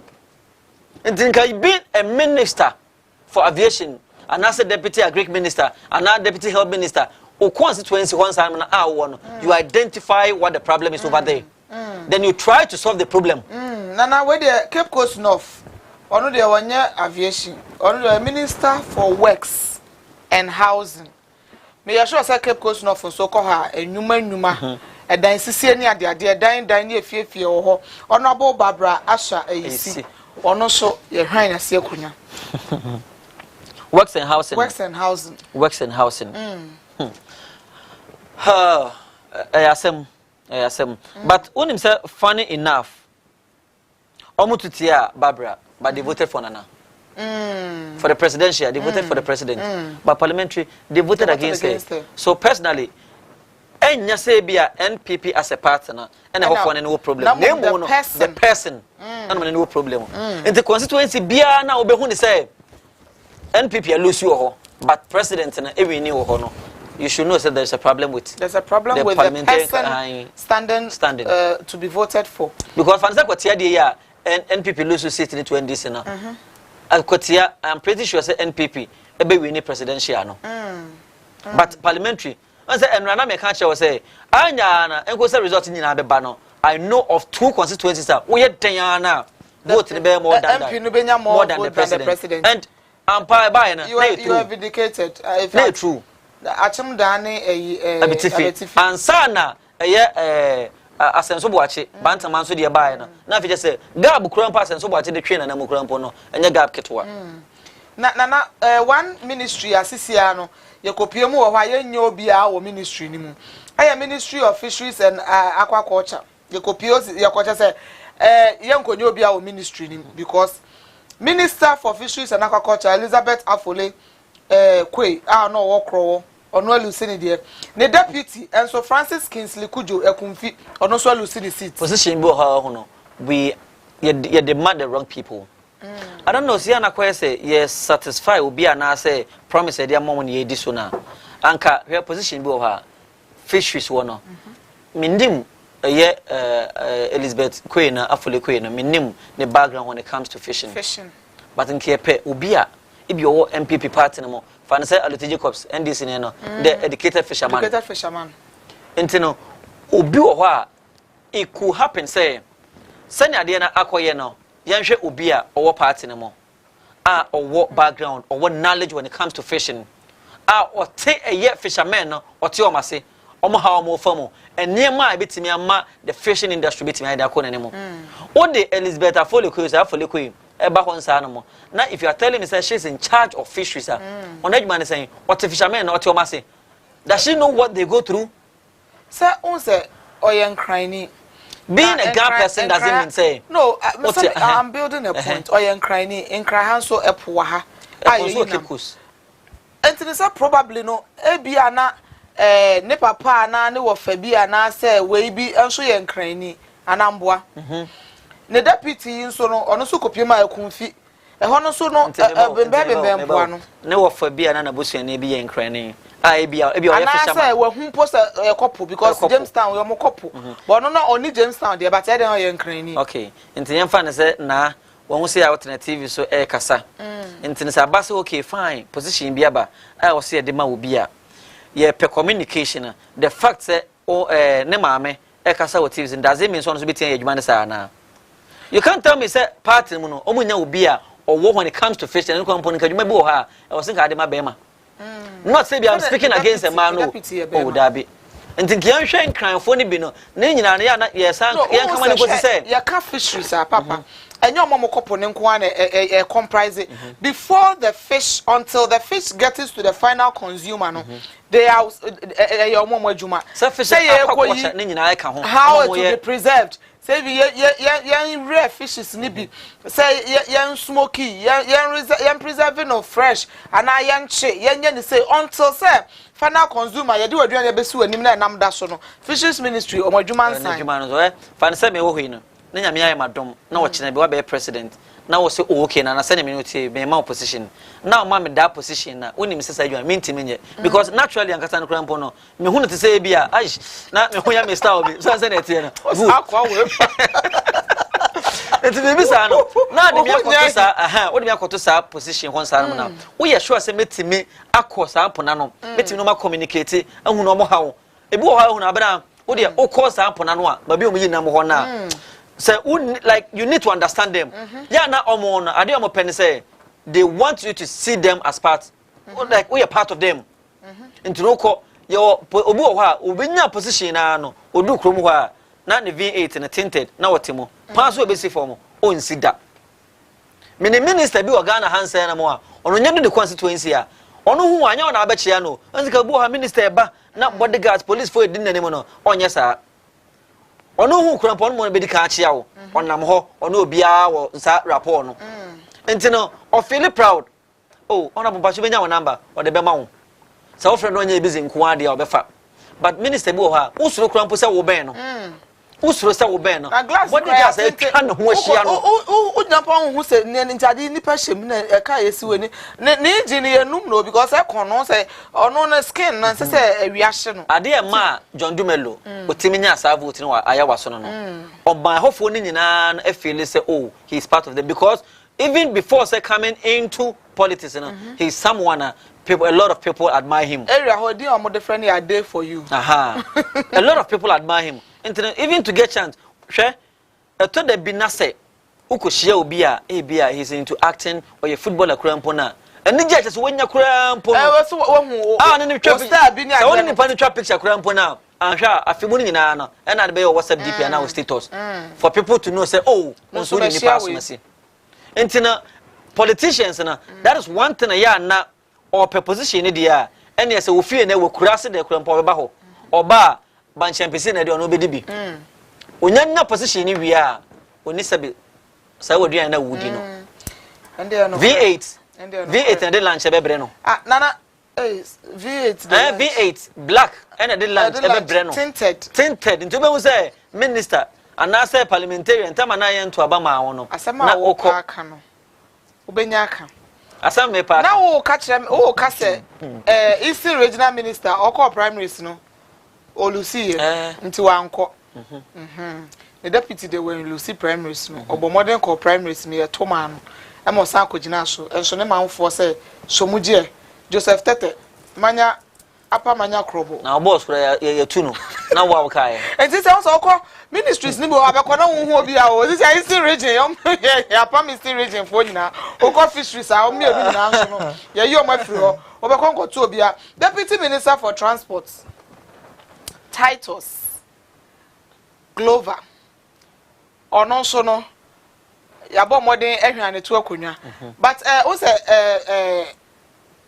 is say Accra International Conference Center hono the results no ebemaye enti no ye nkrofo akopie ho ye kohwe se hono sisi atmosphere no etesei na wa ye ready say ode the results bema because sisi ano say 11 ena aboyi enti 10 okay 10 sorry 10 ena abo enti yenkone ne esiedu enkotwetwe enkomo na yenhwe ne ekoso ewo Accra International Conference Center hello hey bra boko de adumo atom monfa ni phone into so na obi ahuni pa wakasa monfa ni phone into so why because reporters ya no obi akasa apapem no ti le be shine dodo monfa mi phone into so na say ya ni reporter bi akasa ya de nipa ni phone into so am obi ahuni pa ne kasa ono so twamfo ni rightness no do so nti ye hu me second anas oh ya second anas yo ani unya wa asa no be buwa no afa why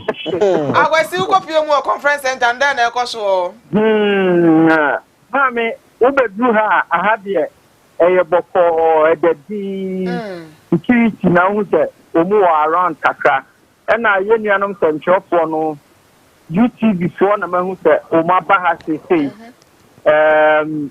ahade di isia boko na wanya mpupuye bi abato komisan fo mo ho so mo ba na so mo aba ana de na ekoso bibia ni wa ha kire se omu ba ha sei eye security service task there at 3B na ebewemu be 10 minutes ago but bibia ni wa kire se isi ba ha sei enti no apart from security for no osin sancho for UTV for pa na ho ai wo mu pa na mahu omuka ewo around na GTV so ka ai omu van tete no so esi ha ana kase TV so ho ya na de kase TV so aka ho ai ye na ye kase TV na kase esi ye o highlight okay ye nim na ye mpese be show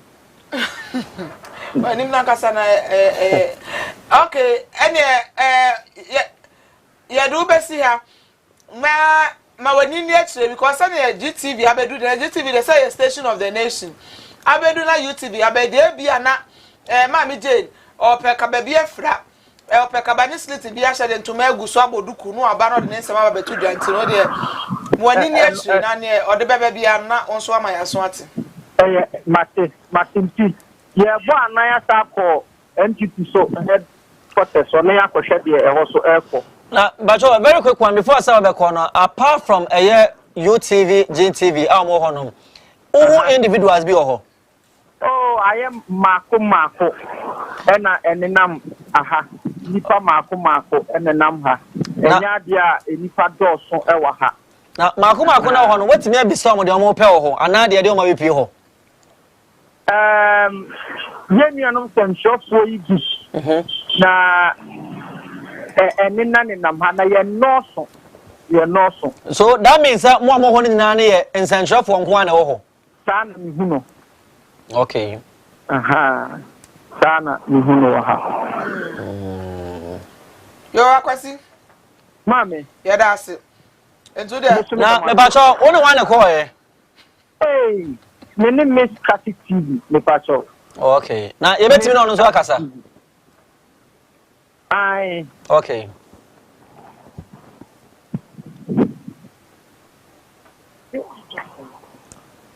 Hello. Hello, mami akia. Mami. Me pacho, me nya mami why? Where you offer? Sorry, Onana, because somebody who sent you and do no offer. Mami akia na umpom to say. Yes, Marco Pemo International Conference Center. Now, okay, and send on atmosphere no. Aha, you do send and John Uncle Fabo over Hanum say I'm block away. And that day, Bibia that you were Hanum saying, the mom security agents now. So more you go Hanum saying. Security way near very, very tight was saying.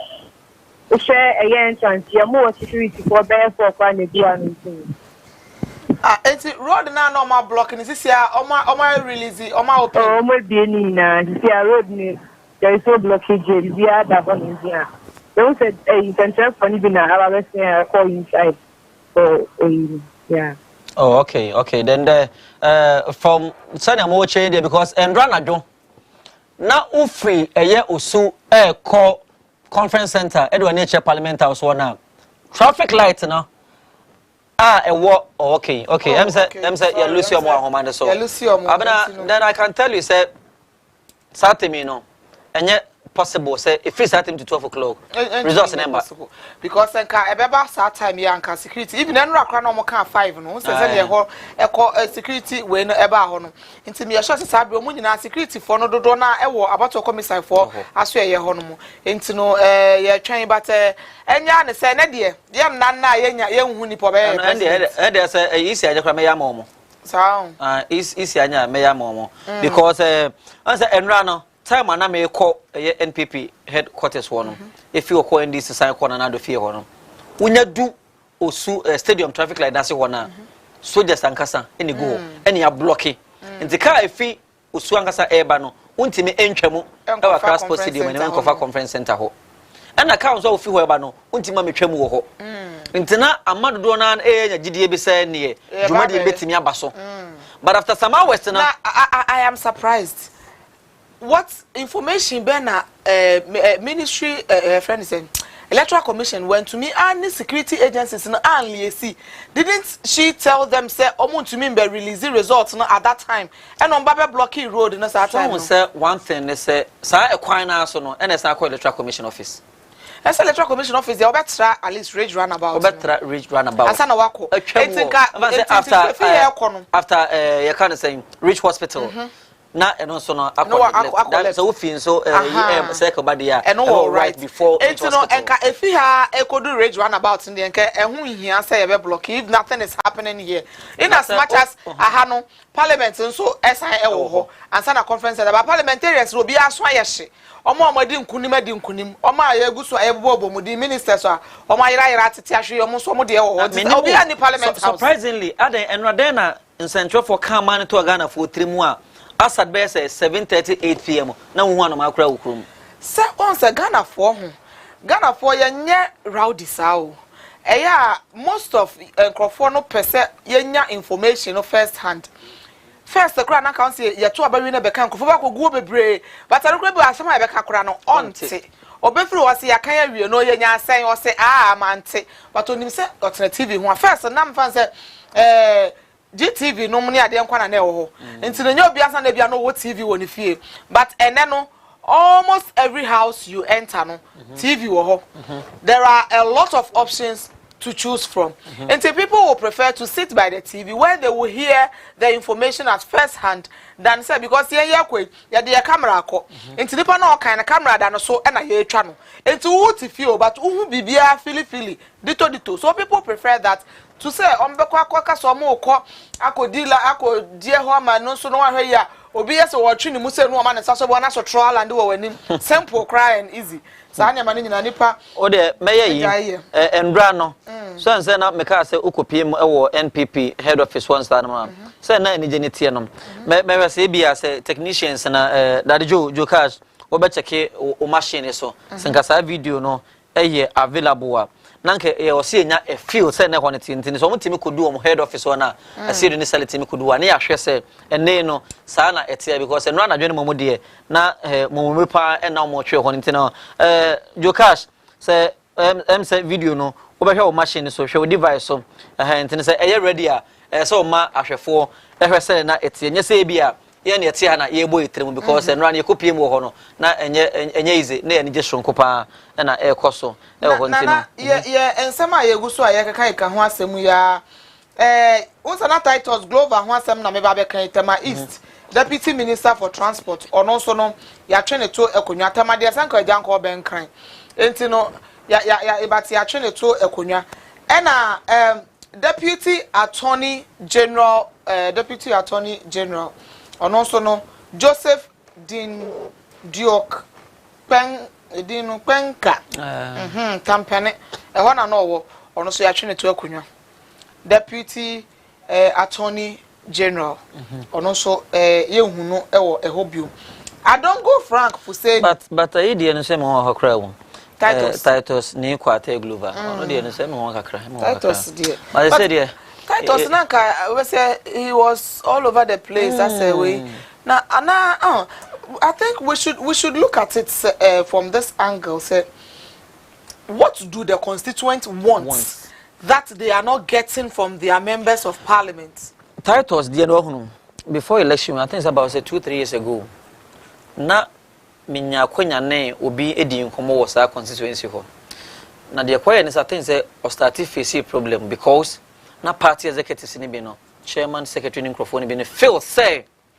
omo na ede titles den e baaye na omo de titles e baaye na de na nkomo expect e fini ho no anza kwaya say bi a waso me nsa ede mi akotena konwa bi so so ede mi akotena sa konwa so you are expecting me say I will obey your instructions into the American Biana now the American Biana I was semefa but unfortunately it do by no titles so who say be menya kwala into me so me dua mu e ma me se me fanyo so he knows it's right na ko ban sa na e den be face problem e den a be face problem so say before this election e be told you say presidential na say government appointees ne bi now e bi no me campaign etiana na some so otis ansem ne bi until you can be in a constituency, you can be the parliamentary candidate. Me one, na one kasa on crofo no. Okay, say I think say am sama ho ba bi a free force whoever the person is. Na executives ni say omode enyo ono na represent party no. But ono so ni say na in the name of NPP.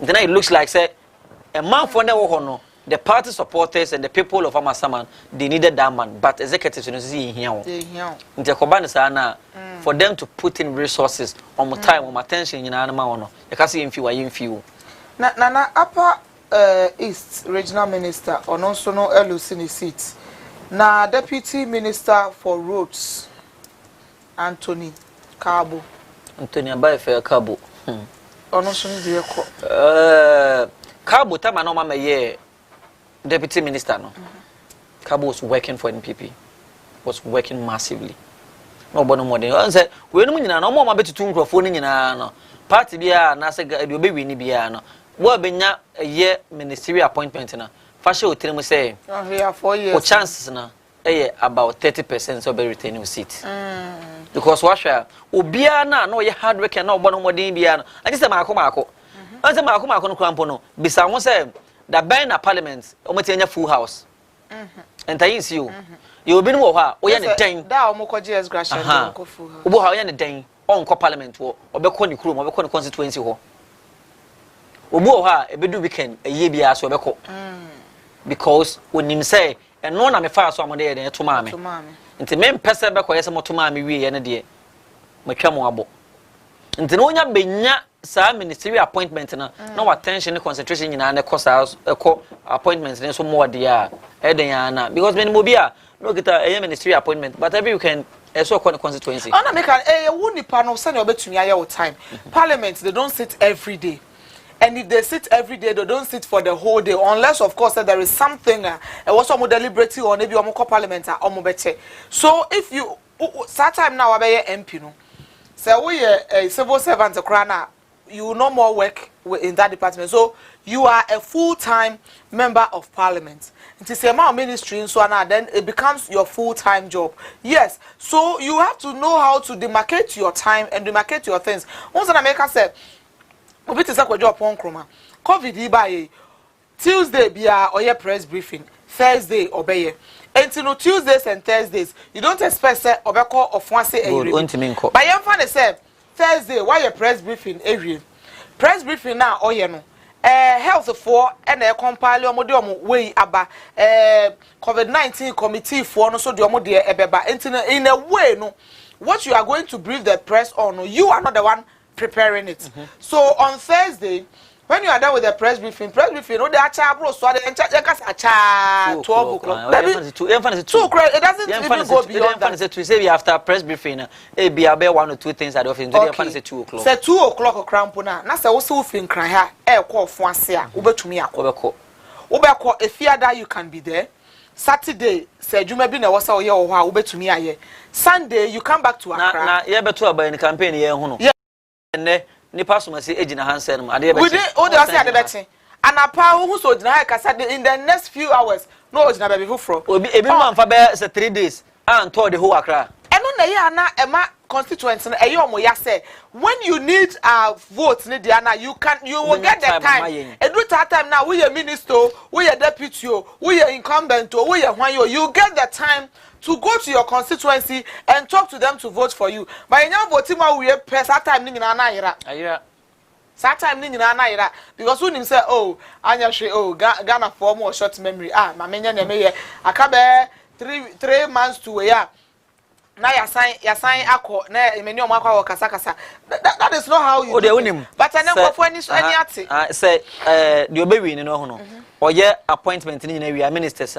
Memma omo nyame aba next 4 years omo be san lose memma listening nyina memma listening nyina obia obenya position a obesan lose and a parliamentarians omo besan lose omo seat nyame aba next 4 years na we yan dia nya dia yehu yan kita we na we aba we kra ni ya na we with research and ya said anya to wase atena ase ahye bibia entina dia beto afa ho no e be bia say 1 out of 10 memma list parliamentarians then there woni pana so opa obetim ehun me na se me na be kasa na ma opposition because there are certain positions that unya regional ministerial positions no ho no next 4 years emu be 60% e be stand Lucy because this year emo Lucy pa especially as a deputy in so kra na Lucy ni mo ko dem hu ye frustration obi na be no ho ye deputy regional ministers and one akwa MPP office no money ajepa fiti enra anadwo a next abre kra je ni meka na asem beka nyina na MPP for ani agifiti eno anajo yankwa hwe na ekọ so MPP headquarters e wo Asalam down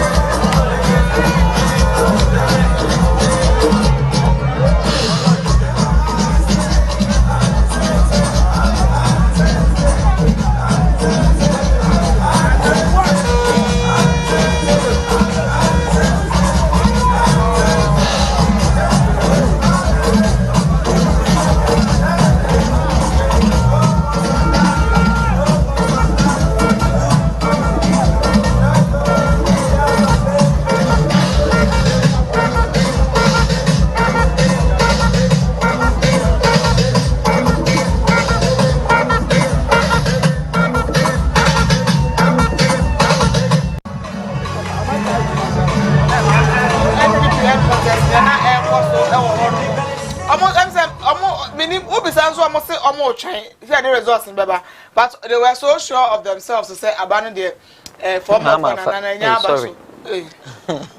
Say abandon mama Obinum. I know you obinum. Abandon mama. They almost say former Nanafa. Tina kwaya abandon Nanafa instead of mama. Na edu baby no you know didi asa. Almost started some boy this for you. Hey, any as just say. Any pana. Mahama fan we say. Omo say the Okada eh. And no was the first last 4 years and so no Onapo mama Onapo and also omo the after party song but ni nyina ka ho na Ghana a beautiful country. Ghana is a very very very beautiful country. Mo say yes na afi ade ne nyina ni aja se nipa no o tizi style this no but na ni nyina no ekoso na ama bebia aye fefe na analysis ni ye nwie yo nkrofo pa lucy city pa Bunu East Regional Minister Kofi Amuako Hene atebubu amanten ho na no wodi ne dwuma wono so no nkrofo aso no mu sei no mamwa na no mato ne kosoro mo se na ye bo kick no to ne kosoro no mo si mu hum o mato na twene atebubu amanten ho no wa hu no Kofi Amuako Hene didn't just lose the seat. He lost to a vibrant person, Sanja Nanja. Okopie mu atebubu ho no, he's well known, but bia obi animo no. Okasa e wo radio so and like one hofo no. Omo was ada call. Relations. Omo penasa mo pa nti no. Me na e hono de na nyame nwanwa. Because nipa na will lose seat ni to no. There are certain by me to say Madina de ni say no. Francis Xavier Susu. Boniface Lusumano no. I was surprised. Ablekuma Central. Two personalities now. They are two different people. But fan say atebu amantena Sanja Nanja e hofo e penasem e chen Amuako Hene no. Ntina eno de enyame nwanwa. There are certain positions that 10 nso no say e ho ba bi na general mosquito ni krom e ho ba bi no fi. E na 10 me ntwa no o ka se nra ye ne ye senchoni ana ye ne kasa e free e ho ba na me kire wo say 10 a seat na a very easy for MPP to lose because last year Gabon when they trained this was about 49 votes. Until so the 49 votes and a twa will be a the following 4 years and I said the next election you will definitely lose. Nipa no crab for 49 crab cry because 49 there. Ntimena no me catch you, me can we fidie so say 10 dey nyama but e den na I am telling you on authority saying people will lose that seat. And the seat ni bi o ha from me compare me last 4 years here na enya kan ye nam na ma hu ba bi MPP be lose so. And certain personalities bi o ha o ma amwa party na. O ma amwa party na complacency.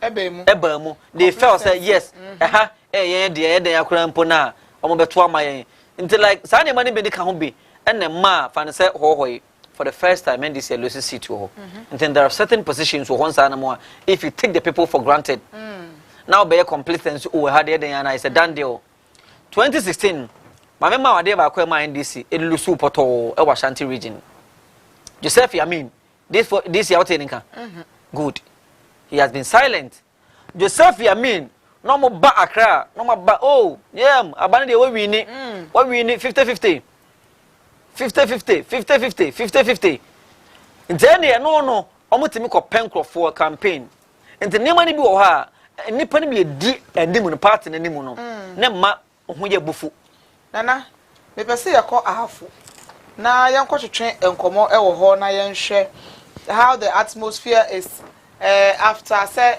ya to abana wie omon be wi ni awi ni omon be jomo ni nje omon be sunsu esunu yanko ne ne Asante Gabriel enko twetwe enkomo ewo ahafo. Hello Gabriel. Yeah, hello. Mame. Beme na na say. Nyankopon adaroma na wonso Adomara kwa enso ye tinkom ye da so wa hode eja abato komisa empon ye adwuma ide ye guso ye adwuma. Ye be ne den. Na ye fi tirenti ya yinya eche so wa. Dabi ye nya eche ne so ada ye be so asa.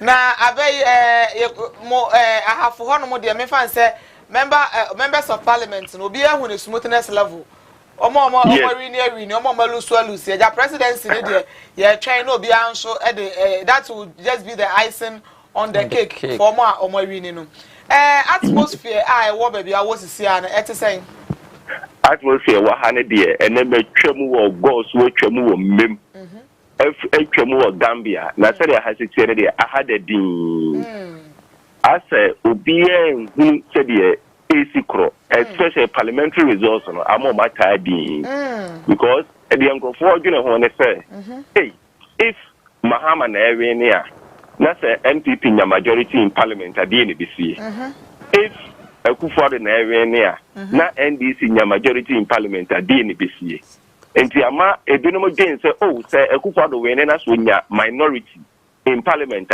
the majority in parliament say be NDC no they will sabotage their work and they be so gina ho say NDC we na MPP nya majority in parliament that majority in parliament will sabotage their work so be den say the oba we ne betumi abu man no say no na omo dwendwene ho anti no ebinuma hu say akoya mo so muntumi anyi o mani omo da ho omo giregyina ku no omo dwendwene ho ebi ma hye ma so mutumi nyi omo ni omo mutumi nyi omo ni ebi ma hye machine so ko mutumi monyom oh na say members of parliament na de omo wi ni ye ni de so omo de nia omo suma bere we ye be akoto de so nia form ho say Mahama na ebo se na ebo so de on de wagnya ni sitawie ada na omo ya momo nkoko aka fridge mu voters na e dey say omo odwene dodo omo benya o parliament no dey say nyese ye wene ya send ye nya o parliament okay omo issue e say omo wono no ya wene send ye nya o parliament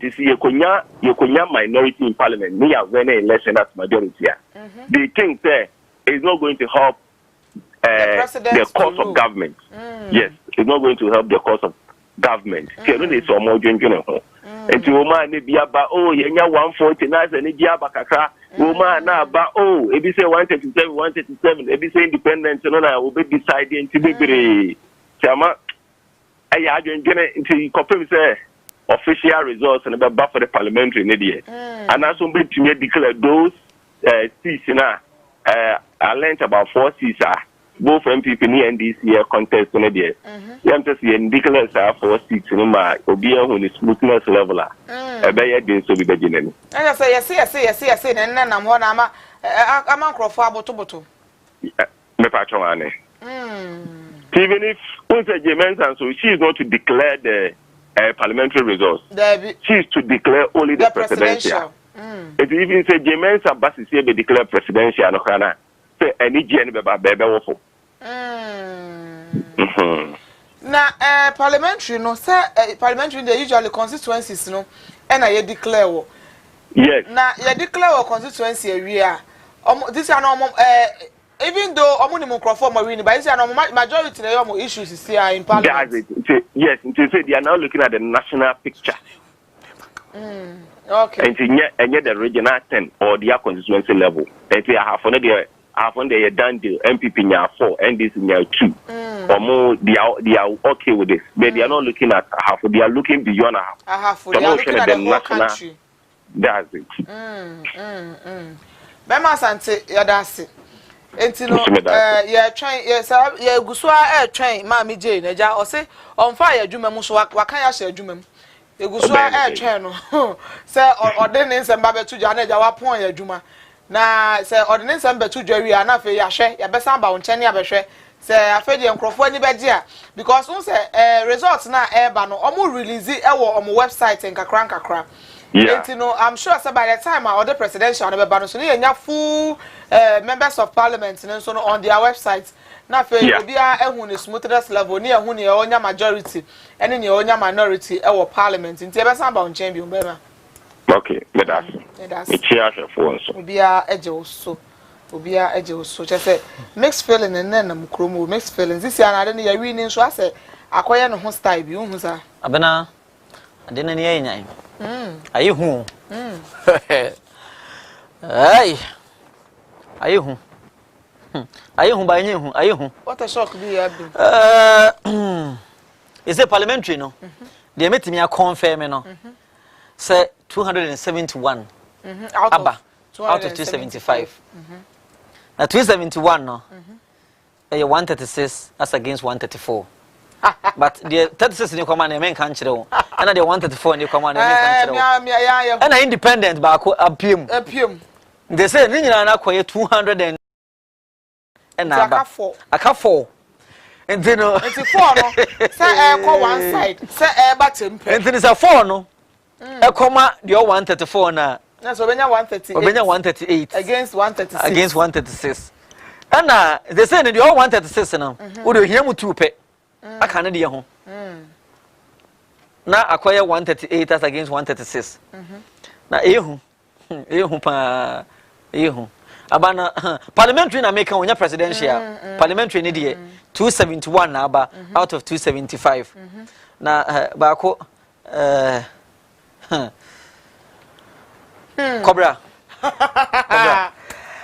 As a team man tell me what to cost on an for me what to say na pay. Abana oba kumatia otu okrui okrewe na sante so de anase na sase na so no baby ya boko pazo ya santare de Garden City in Ghana. In Ghana, the only American in Ghana. Abana enti American ufi state bay. Me de see memo of Florida. Okay. Florida where Bantama no. Okay. And my young who the akwaso of Florida. Abana yana atifo mo chese eye Kasi TV wa kra usi. Ya mra in camp ni kakra o eye Kumasi mpata mo nchiro mo. Timu tisi ande makako timu ewo chese eye nhia so. Amno ka say you nhia so eye honorable speaker. Na mpia so na isi amno ka say makako tie. Na anapano me said that fa mpatemu bebebe na ohe mpatemu na obia bebia idi hono mano pa na manfo asase ebo aben kakra e kire se MPP for mo so mo yedi kakra e sa aba no manwene na ba to ba Kumasi dia meka se info ya na wo Kumasi no e di Ishna e declare the results ama omotima jubilate Yakopia mu ewo ahafo na yanya ntie se ase ekro no so nkrofo abotoboto ewo mu ayese ebi mu sade de ya wini momo but ase majority ne minority in parliament na say ya adani issue because omusuro se bi ase nkrofo susu se nana asayafa na mo se nana afa ase yesi the other side ne na majority e wo parliament esa nana ba mu no be yedi ebi mu so se o mo so mo nya ebi mu ti aba kromu ho na kwaya mixed feeling mo so mo wa mixed feeling ni bi sa o Kumasi Obetie Kumasi si adia Abnameka say mixed feeling there wa hasi pa and format attention akwa could be the parliamentary aspect no and at the time for so say na isi etia wa hasi and for idia bobo say nanado ana MPP abana ntima for the majority na indeed na ebe ha gene ebe mama nanado amamu na eden dia mano and indeed Obetie Kumasi say dia aha very temperature no ne nyama wa nyina ne kama pa so e wa hasi a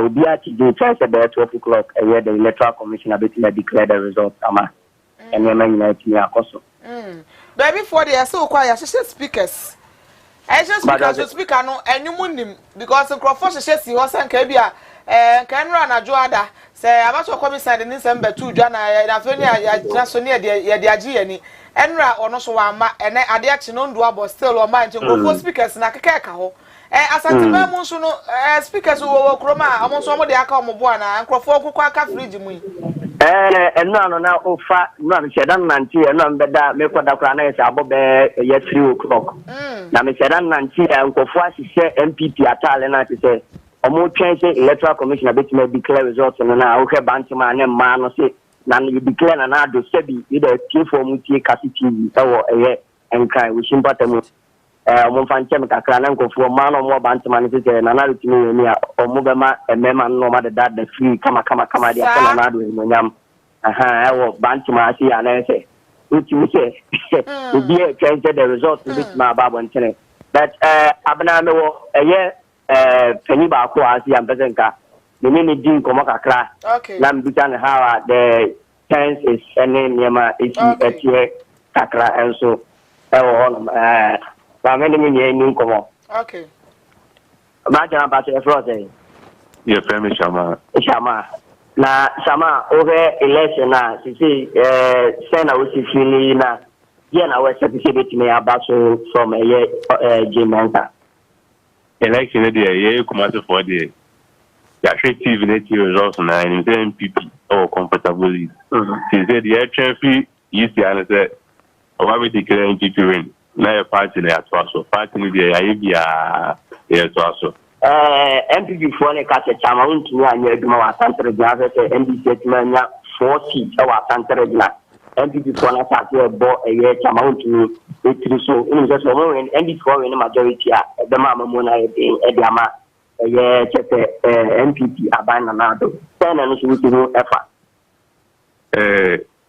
NDC no season no we no santere gina 4 and from na the independent 5 seats and a free MPP. Okay, so omuka se chama untumi na ni adwuma ya hono mi no mu nya agene o chama untumi de no Santa Regina chairman but MPs no there no mu ye ma ye titu omu o dem be demi na ma MPP na angata o be dey Santa Regina be to set and browse the chama untumi de demi ni abna se ubeti Santa Regina sia indeed football the environment is conducive for association football to commence. Unlike the bad normal the environment is conducive to receive the judgment from the right person, that is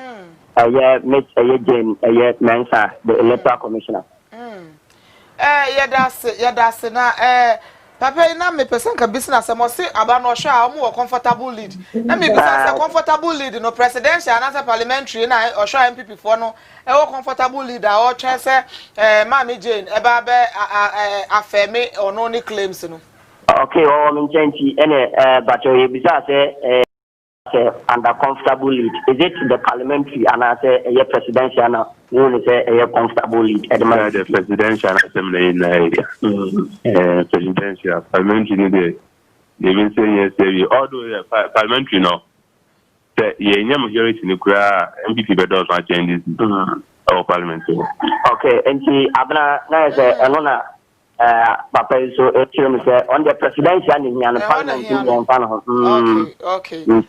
Nyanko po buana say ɛyɛ the club ana info yɛ bɛkɔ so asante redi nya bɛma ɛtifo mu kopo ku yɛdase pa wabɔ adwuma Nyankopɔn Israel Nyankopɔn so enti no yɛtwɛn ayi abato komisan ɔde ne nsɛm nyina bɛto dua na afei yɛahwɛ sɛ ɛnigye no bɛkɔ so akɔ so a anaasɛ sɛnea nneɛma ɛbɛsi ayɛ afa no ne nyina ɛbɛsa bɛpie hɔ ɛwɔ asante mantam mu no watwa hɔ mfoni de akyerɛ yɛn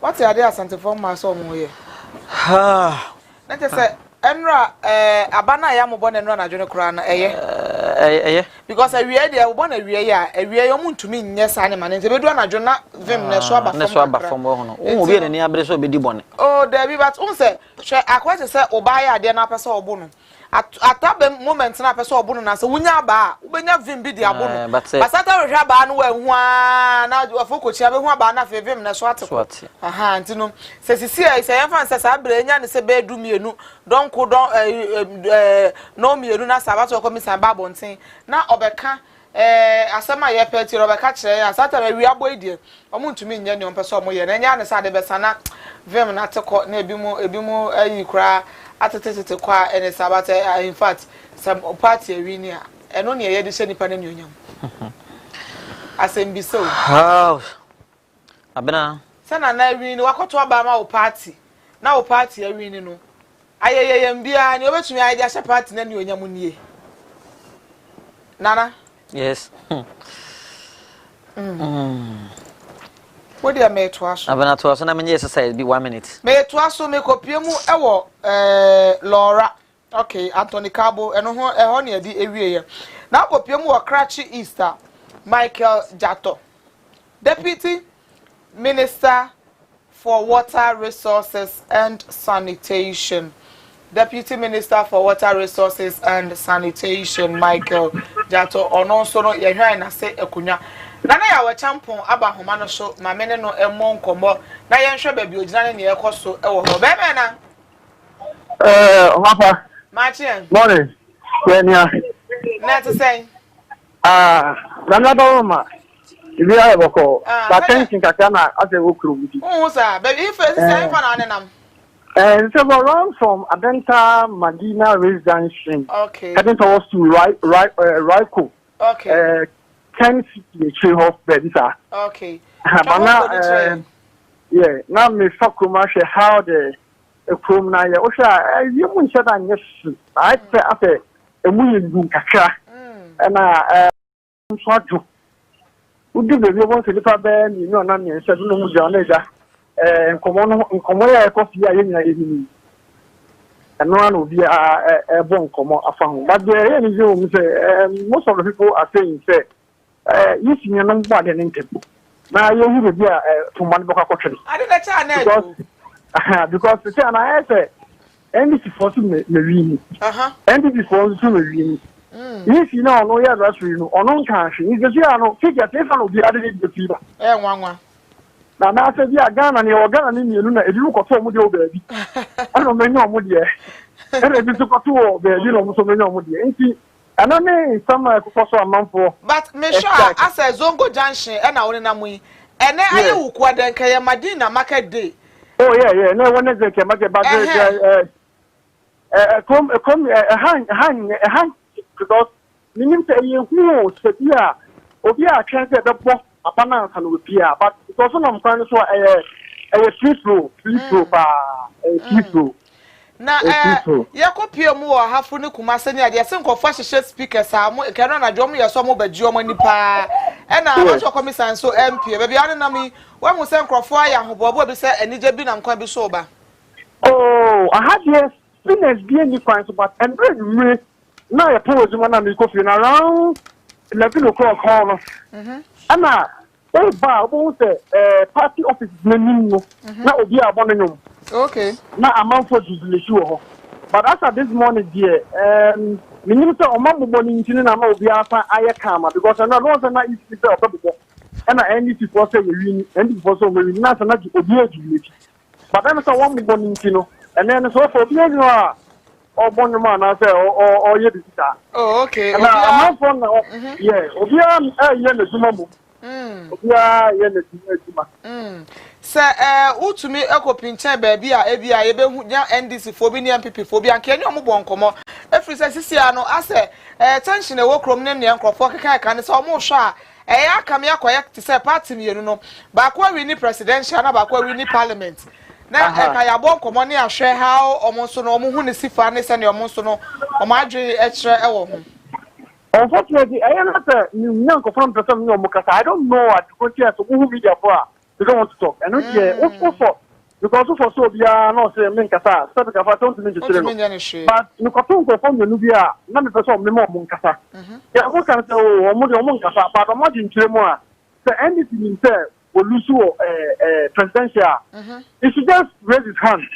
Now, Yanko, NDC Susun himself, Parliament, or no, and the Swamunda, Benkom.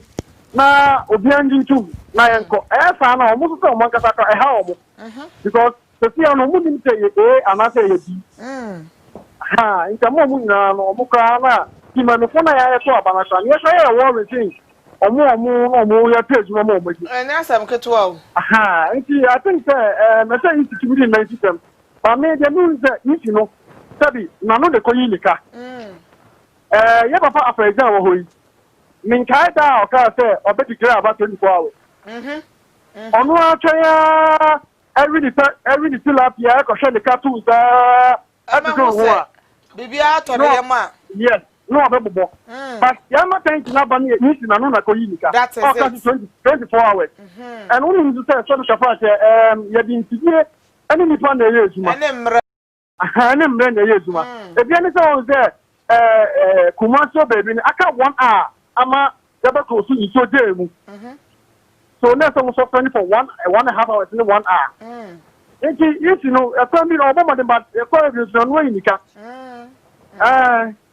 and why you nika so na me ko na me expect say e bia ko be ka say bia between 24 to 48 hours e ka sa brain and the force within can go form for pressure and so but wa wo hot time ama even no na pakra wo sa the press way by say e dey 5 ni dey obebo about all and then me analyst the university lecture be say na the na say is there say and to think on my timeline yeah because according to me about ho na what better car amount me nam famo na also better car amount no never know the bicycle amount then never give but and so many what you say and so some can share and trewa na ba nam tell bicycle what come anybody do it's anka one cashier anka Ghanaians will be appreciate so yema eat number but I see also one ko you can and I'm a person la beto so so ya san so yin nice na ya da se ko so na ba pro na yegusu a hwe nanim shata mo they say no na mo stop it so na mo stop it to see on fire adwuma mo so wakan ya sha adwuma mo no tia ya ka so ya po wakan ya sha adwuma ti ya be ndai ya betina ha sa na ya twen no ko si bra na kuma beto ne yam a obehu za asem o de ba betu dwane ya asem o de be ba na obi abeti ase no na afei o de abre ye etu de ko so a se o de bia ebetu dwa ya be san ba won chena ba bia wo ne ya hwe se ne e ko so okay ya da se nana where you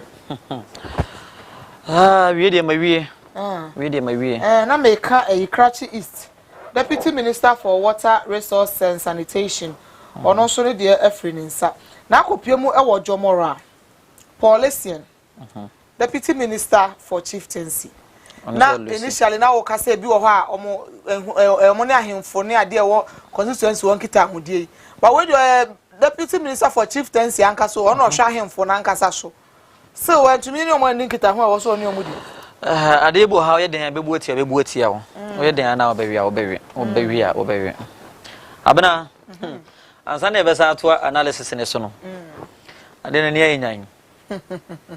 yenyan we certified me can say yenya 240 to 200 and between 230 to 250 metimi a share your obefa but say you know about presidential na dia me person me pentem but I have the figures nipa wedding kunim na mo parliamentary na ayedin parliamentary 275 constituencies na the kita me say 271 aka 4 na 4 na aka na Bunu East aka ho baako Central aka ho baako Bunu East ho no de chechi mind de no Bunu East we dey make constituency in Tudwa region no ne region am to because the constituency in Tudwa wa wotifie no wa beti bia ko ba bia yeko because last 4 years from Sabuni East one from 2000 e banana 9 PP ni seat eno benya 1 no benya 2 last 4 years eno mutim bo mo de benya 5 seat e wo ho e ho de ni nyina na is supposed to be 11 MPP nya 5 e wo ho last 4 years and then this nya 6 this time around emu 10 na aba NPP 5 na no mo no o me de kan lose to leader o mo nya 3 and then this nya mu 7 tiaka last one ntimi nim se ho no ebe koye 47 ana 83 ya nti Bunu East ye twen ba ko be free ho aba Central e was say ho my 23 emu 22 aba 22 no 10 akwa ma NPP 12 akwa ma NDC aka 1 na menim say eba be ka NPP ho ma na 11 12 ana 13 10 afei so no Upper East e ho ye 15 constituencies emu 14 na aba 14 MPP enyem 1 pe and then this enyem 13 nti me say be koye 213 or 114 and afei last one aka no so no e Western North Western North e ho na e was say my 9 8 na aba 8 ni 2 akwa ma NPP and 6 akwa ma NDC na say in other words nyaka emma ye ni nyina na say NDC me dem enkan say no but with the figures that we have now region ni dia obeka say NDC but constituency no fan say bia fan say bia vote ade ma ye ene ye ka so hohoi automatically they bottom say NDC afa but surprisingly this year ankwa ma omo ene be kura no but you okay we are parliamentary near parliamentary but on say nyenti ameme can say assuming and also looking at the figures that we have how there no it was a special case baby abujina po enso ejina ye no e ho so na a special case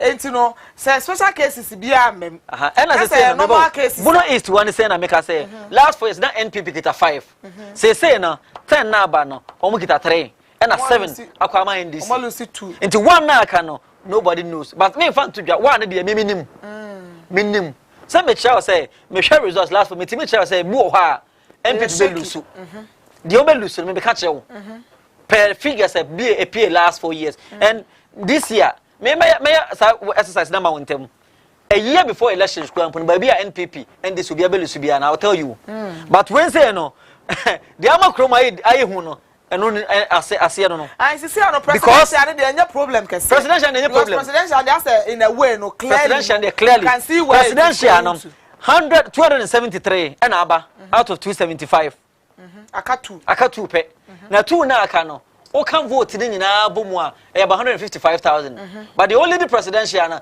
e lead with about 500,000 it is a 2 ni kura the man na come about it wouldn't change anything since the presidential dey any problem the men say power on their mom boy any problem the presidential there I can tell an authority say the obedi first now obenya 51 point something as it stands now out of 273 now 51.3 as against 47.2 and tenisa two constituencies na aka na ebeka ho a e decimals na e na besesa 51 will not change the 47.2 will not change until the point na watch the point 3.2 no e ho na nsakra e beba na de amade na ye hu no e parliamentary no because say e koma we ya 51 na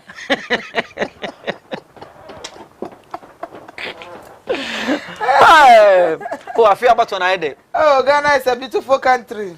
And I can say not only 51 there. Done deal. Presidency no cry no cry. Presidential there. We win.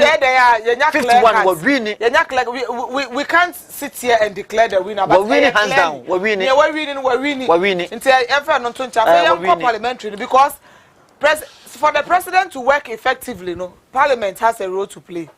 My breakdown no. My breakdown. I have 4. I hold the nyina aba. NPP nya 4 seats, NDC nya 2. Ya wie. Ashanti e 47 constituencies. NPP nya mu 42. NDC nya 4, independent 1. 47 done deal. Bunu region e 12 constituencies. Omu chemu NPP 6 NDC 6 obi ensisi ne yonko Bunu East 12 emu 11 sorry 11 emu 10 na aba 3 for NPP 7 for NDC aka 1 ye twen Central 23 10 for NPP 12 for NDC ye twen 1 na aka no Eastern 33 ni nyina aba 25 for NPP 8 for NDC this time around NDC ayado Eastern omayade Eastern pa omayade I say omotumi penetrate NPP strong because Ashanti Crampo no ehonso no so oma gain an extra seat and Eastern so omotumi 25 no Greater Accra NPP nya 14 seats NDC Northeast NPP nya 4 seats NDC nya 2 dan deal Northern region ankasa na omuchemu ese ne Northern force ya chekuro no mu no efanko ha 99 NDC nya 9 NPP nya 9 9 ese 99 na akọ but me check it last year there na last 4 years there na e dey amount Otin region 8 constituencies na ho Otifo no say hey mopa mo obi a one house one aeroplane still ya mam one seat kura ti 8 ni nyina no 8 ni nyina no ekoma Otin region ekoma NDC Intina 0 for NPP 8 for 0 for NPP 8 for NDC Savannah region 7 emu 3 ekoma NPP 4 ekoma NDC ya wie ho Upper East 1 ekoma NPP 13 ekoma NDC aka 1 nti 1 na obi enim se beko NPP ana beko NDC Upper West e wono so 11 ni nyina aba 3 for NPP 8 for NDC Voter NPP atimi anya ho seat aka ho no nti say no nanka 18 ni nyina wa NDC baako aba NPP so 1 for NPP 17 for NDC then Western 9 for NPP 8 for NDC Western North here 9 8 aba 2 for NPP 6 for NDC outstanding one any ye twen nti no kan nyina abomu a NPP ekita 136 constituencies NDC ekita 134 na ma 270 independent back up PM e wa Ashanti region wo de ka ho a wonya 271 ye twen 4 no so no Western North baako Upper East baako Central baako Bunu East baako aye and for NPP say obenya majority in parliament na was 4 na eba no 4 na eba na list so nyam 2 so nyam 2 but when nyam 2 no ko nyam 1 a Ghana yede 137 as against 137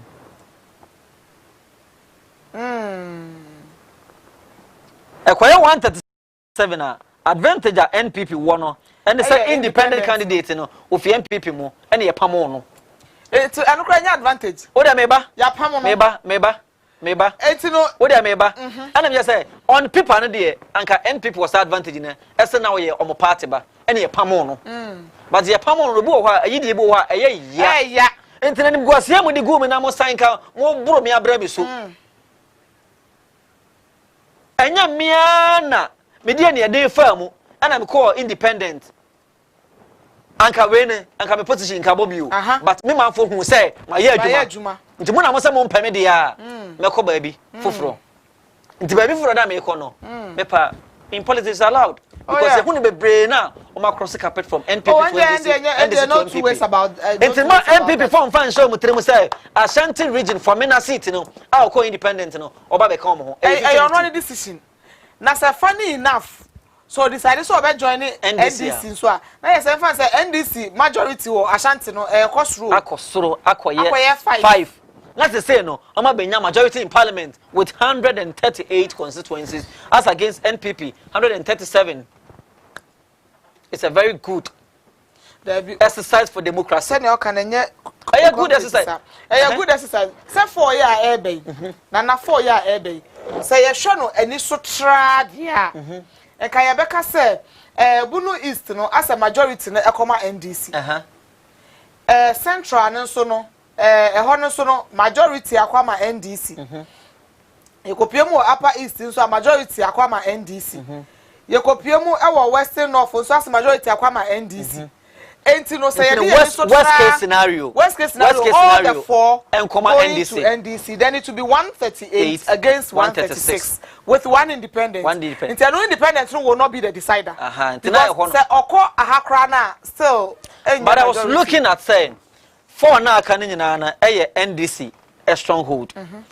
But Mamifa Bunu East last 4 years NPP had 5 seats over there. Say na 3 and omenya. Aka last one. All things being equal. Ma 1 na and ma become 3 when 4 no omenya. Nti omenya Bunu East there kan ho a 3 na aka na enko NDC.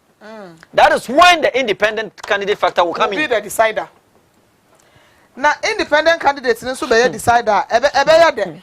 In the sense that me ya moba ena mo pamo me mo pamo go mani ma say tese eya me poto pam tese na no kura mpo na after say o win ye with over 2,000 to 3,000 votes now.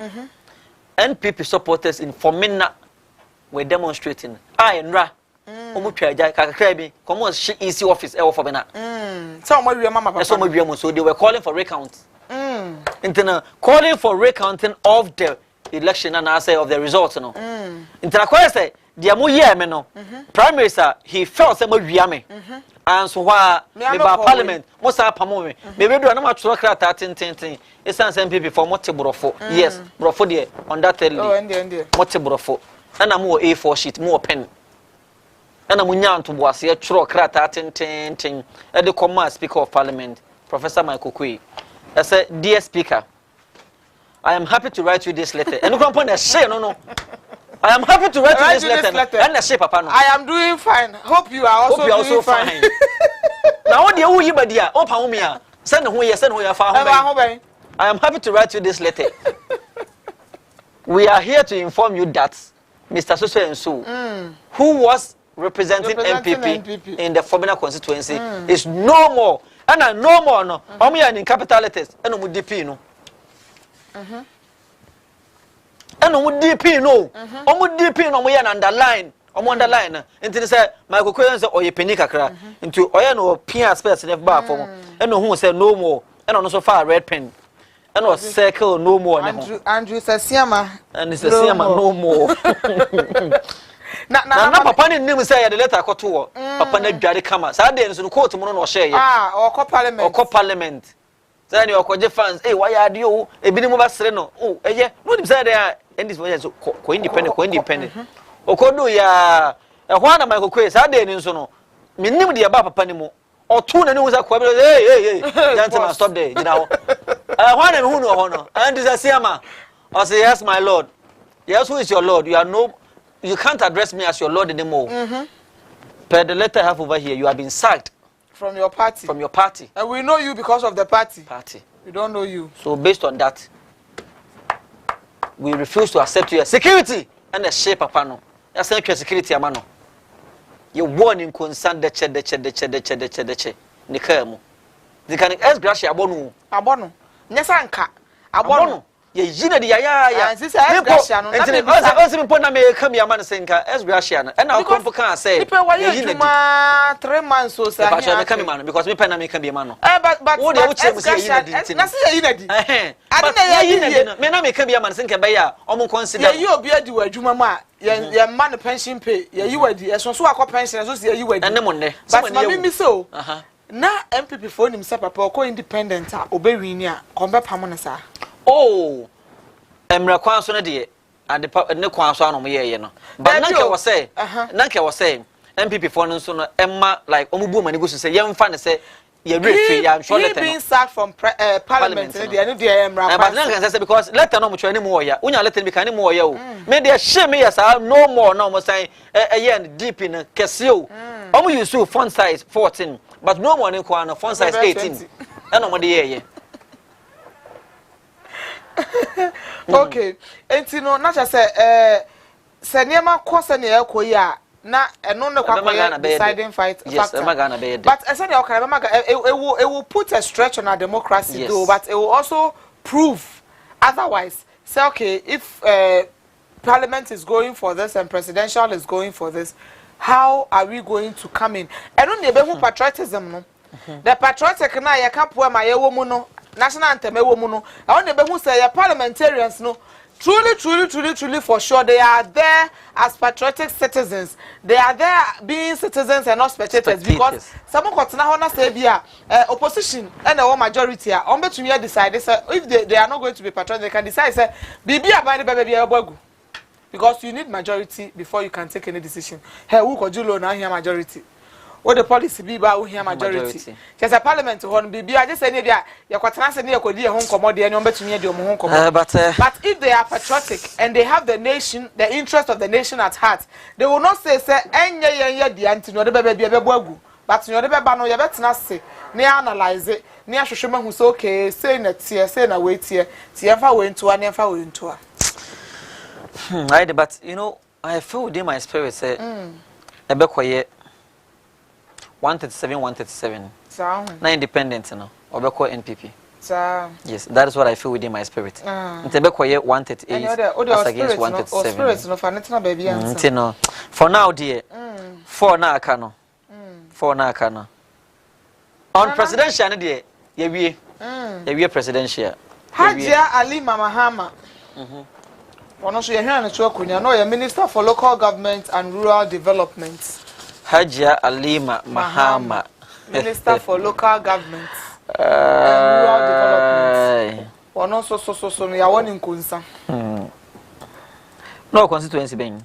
Na owo Naligri. Those areas, no. Those areas, no. Say NPP need be Lucicita, yana and shed that any news.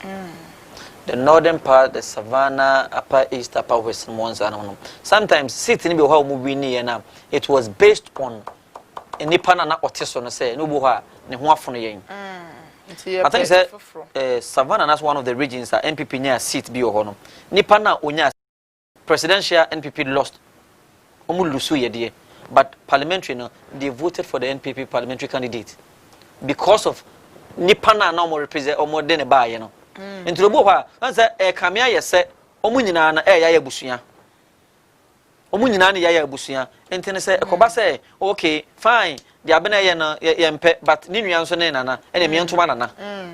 In the boha, normally no, almost end this dear, but to the beer, Nipana, a better also, near to my NPP. I can see me uncle offensive south. Nayan Kosher near Elcoso, offensive south, Senya Niema. Etefa ewo ho se ho so no tension ni bi esi ho a anasa omo de against all odds omo ji omo ni. Hello Bafo. Hello Obayima. Bafo na ti say. Adomo no mpa e bo ni adwumaden amabo. Na Bafo offenso south. O de answer na be ma me south no. Offenso north na me bi se o kwaku bronsa me ko wie ni say. Oh, kwaku mo se ma tiegu NDC atiegu nti MPP ni no. Omo anto me Oh, kwenya. Kwaku dina ko dia gu form. Oh. Pressure no dey to in teams so ba watiegu. Sawa ho. Kwaku enya dia. Wenya dia yenya ya na me ka se kwaku enya. O de kwaku enya. Ndi abosumfo ni na atia da me zuma na amoa no. Odo no matu kwan. Oh. Every when you know. Okay. It's the Yansha offensive south. How at saying? Oh, so far, atmosphere from Kakra. Although parliamentary candidates in India, the peace in India, but so we see jubilation because on the Australian confirm yet. He showed them at the other channel, necessary, no more necessary. Nti yama se mujina kuaku mienu nti enkoma obi dia no de na so atmosphere no de heda nye ayisa ndamu omo na ayi enra sane na nkrofon ka enra de yo mo hwe se obapa je mensa de ne nsamba betu dwame yahu ne yekoso no enya amaso ye ya ne ntie se ba bi de ekopi ho nkrofon the speakers na de betisi abonte ase nkoma ye ready pass they were going to do party after party ah me no ma de achinde ah enya ma so offense so sana nkrofo ya omanwe so mo baje omani no kre eno anyumre no me bo apro kakra na me sumoto ekofa party office ni mo no se omode tetefu ibia begina ho ma se omo no makama bet no mo perfana whistle no se ombo hunse nana enya ansa na omo ha se de omasa eginem but eba na se entima masa ni ntiem se omo machine de de sisisi wa munyanka no na senior machine gugu unse na crofo ye ni ebi mu kasa no mo person mo kire say as presidential ne dey it's almost a done deal but parliamentary no mo yem hyehyɛ mo say akwai te say as wan hwɛ yi ana ekwakoye kame ya akwai te say ni obe win presidential no obe lucy wo parliament offense south ho no so no saa na mo so munya ne ntie na na ho de mo kita information fufuro bi sir o he offense south ra the parliamentary candidate ni nya ekura ebro presidential no so you see what I don't know because now we the people's choice Dr. IY no and I say omo pena kasa papa na kasa on say change by omo yi honorable Ben Abdallah if you no mo de ne buy you know asa akoye said ekuruba kasa no omo yi no on say Abdallah na kasa won he dem free offense where banani nti party adwuna de ne be pie nti woni de na akoye say mucho tino mucho kwa no mo yi no omo de ne buy really move out the two massively but the relation in our church kakra our muslim come church presidential and beba okay yan twen maami je ni eguso aye hwe na nim se enche ordinance ba betudwa me nanti so ba beto anuanu mienu se bia mo so mo bu so mo about that musia de mo fifi fa nwa na komo so mama wa yi kakra anti beto me nyebu atu tenene nkasa okay hello Bema na na te say yango pa adom na so adomara kwa ene mo pa bonti enso ye ho ye pa bema na abayi se ne ye call ni ya nka moni age se mo candidate awini a mo ba beji moni ye de na fe de mu nyama botubutu yi oh ye de ye moto yi sa ye mutu candidate no awini na nkunim bi de ba ye de abotre ne akoma pa na eje nye so be he atiati kromo gba yi na kire so ni age eni je wo yakomum ye twen se ode ne ma papa be gu kwem na enya so mfa so nye he ne ne hia na papa atuma ne de na ado ana o nipa na wari ni nti a wani age wo akomum na no na edi nkunim okay nti ye de ni age ye de Nyankopon so ase ye de mo na ye hye na eja abete ni oni edwendwene o te be ko ni nya die o mo ke ya mo maka na ke kan ni die bi mo susu se akame akwete se party na ebe win presidential no o mo win e wo parliament nti asa akwete se o manya mixed feelings bi won so sa feelings ni bi ana na mumu de bi ni na memu me de minim se dan deal asu ekuta majority seat in parliament sawo that's okay was ropa nyamishra that's it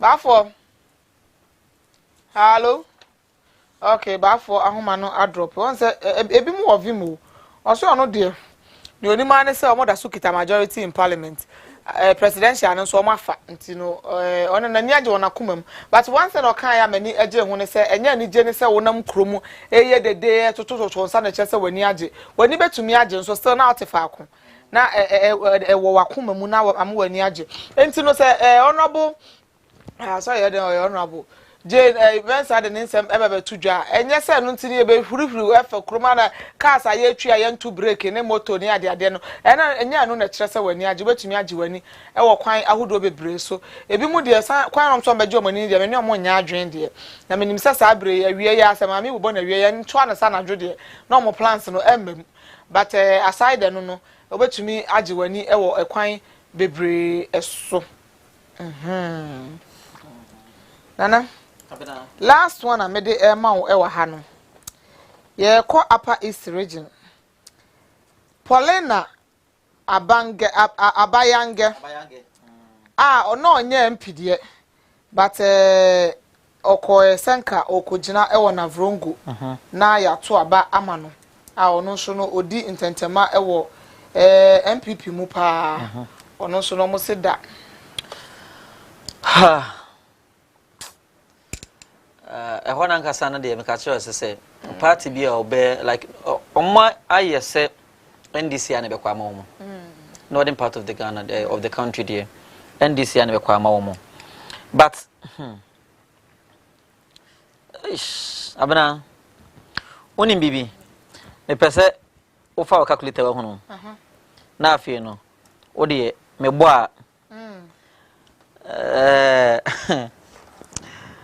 se for na aka nyina wa hono nyina koma NDC a nyina koma NDC a ma nyɛ wonwa e ma nyɛ wonwa because NDC MPP for feel say omo de omo figures ekita omo no a omo wi ni no eye 136 from reliable source from the MPP 136 na baabi a na omo pe 2 no mo ne so menye 2 aka ho no eye sehwiyoso na savlugu but which I have learned say sehwiyoso ne savlugu de no aba it went in favor of the NDC it's not possible because regions na me kire wona aka na first one na me kai na infa Bono East right Bono East me kire say NDC NPP anya 3 ewo ho na NDC enso etiminya 7 ewo ho 11 no mo ngasa list na mo de baaye na o ma kire mo say munya 3 Kintampon North Prue West na Tachiman South nti one na aka na o ma mfa nka mo list ho ba bi mu so munya send their name my internet they can't add it to their list okay well ya mfa ne sa but ba bi na mo susu amo dwen say e be kwa mo maka ho no sehwiyo so and Savlugu but I think Savlugu is in the northern region because Savlugu ben temalipa and northern region die nyina no so aba 99 into Savlugu dia na compare so mo de ka ho no is a non-starter but Babia I think that Sehwiyo so will be in the western north either so western and kasa now western north Sehwiyo so say western north into check western north constituencies are western north mame western north no beba mami amen sign check ma won western north good western north nine constituencies now nine okay western north and nine constituencies yeah well our winner say win bia east bia west bibia ni anwea so be kwae bodi juaboso sehwia kontomra sehwio so na swaman na Sasa sehwiyoso no last 4 years 2012 na Paul Edu ono na ye NP ewo ho on the ticket of NDC and 2016 kwa fiye ebeje otwenemu with 5631 votes okay intene sehwiyoso de no possible se betimi akwa ama NPP intene se koma NPP dia na projection na me say 137 no ebenya abaso na independent na into MPP seat mo no enim se omanya and metimi a confirm say from reliable source from the New Patriotic Party in Western North they had Bibiani Anwea so be kwai Sehwia Kontomra and they are waiting for Sehwio so se babeka ho Western region itself they had a Hunter West Ifia Isikado Kitan Kwesiminti Mpoho Sekendi Shama Takrade and Takwa Insuaim Takwa Insuaim MP no ne kokan some 500 no Volta hohoi eno no mo troye Upper West Lambusi Nandon Sisala East Upper East Binduri Savannah region Dabuya Mankarigu Damongo and Salaga North.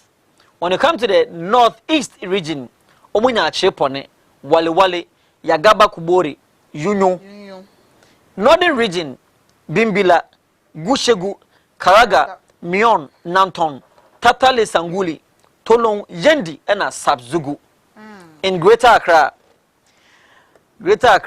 parliamentarians now more NPP because when say major ones no lusu ni nyina no in the Greater Accra Ablekuma Central, Adenta, Medina, Ladadekotopon, Lejokuku, Krowo, all those places.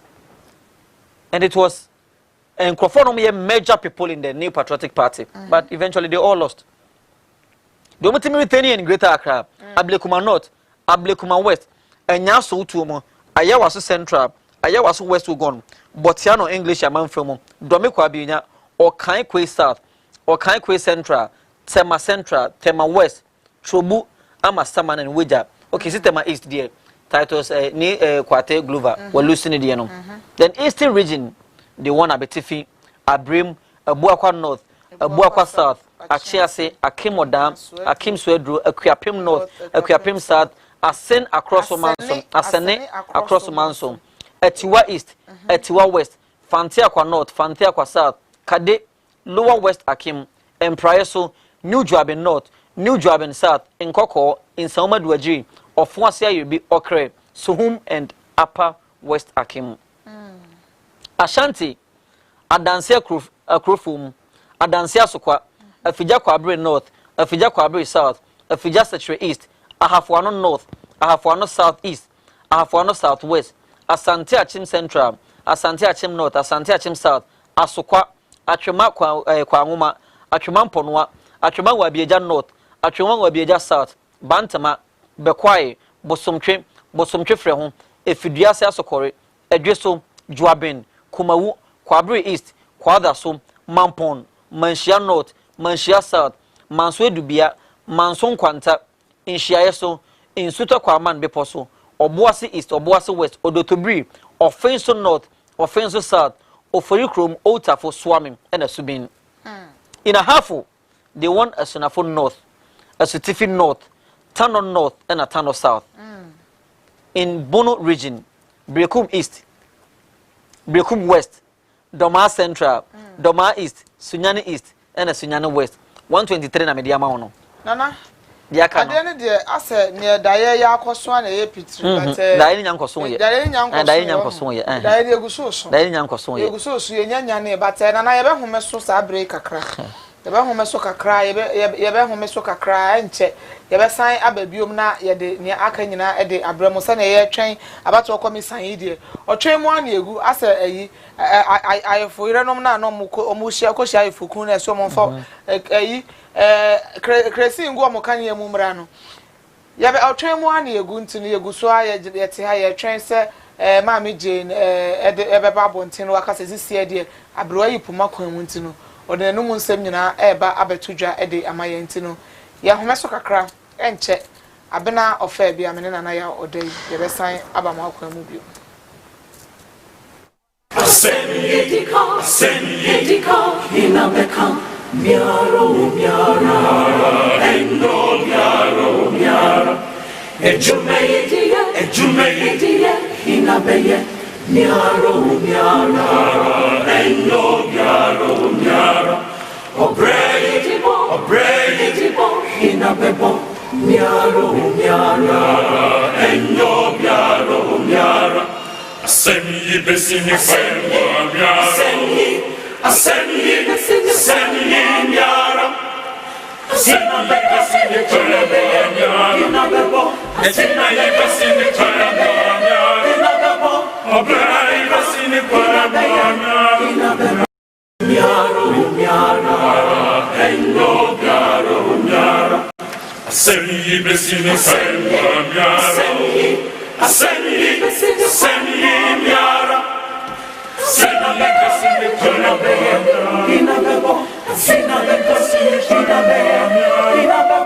obrai besini fire.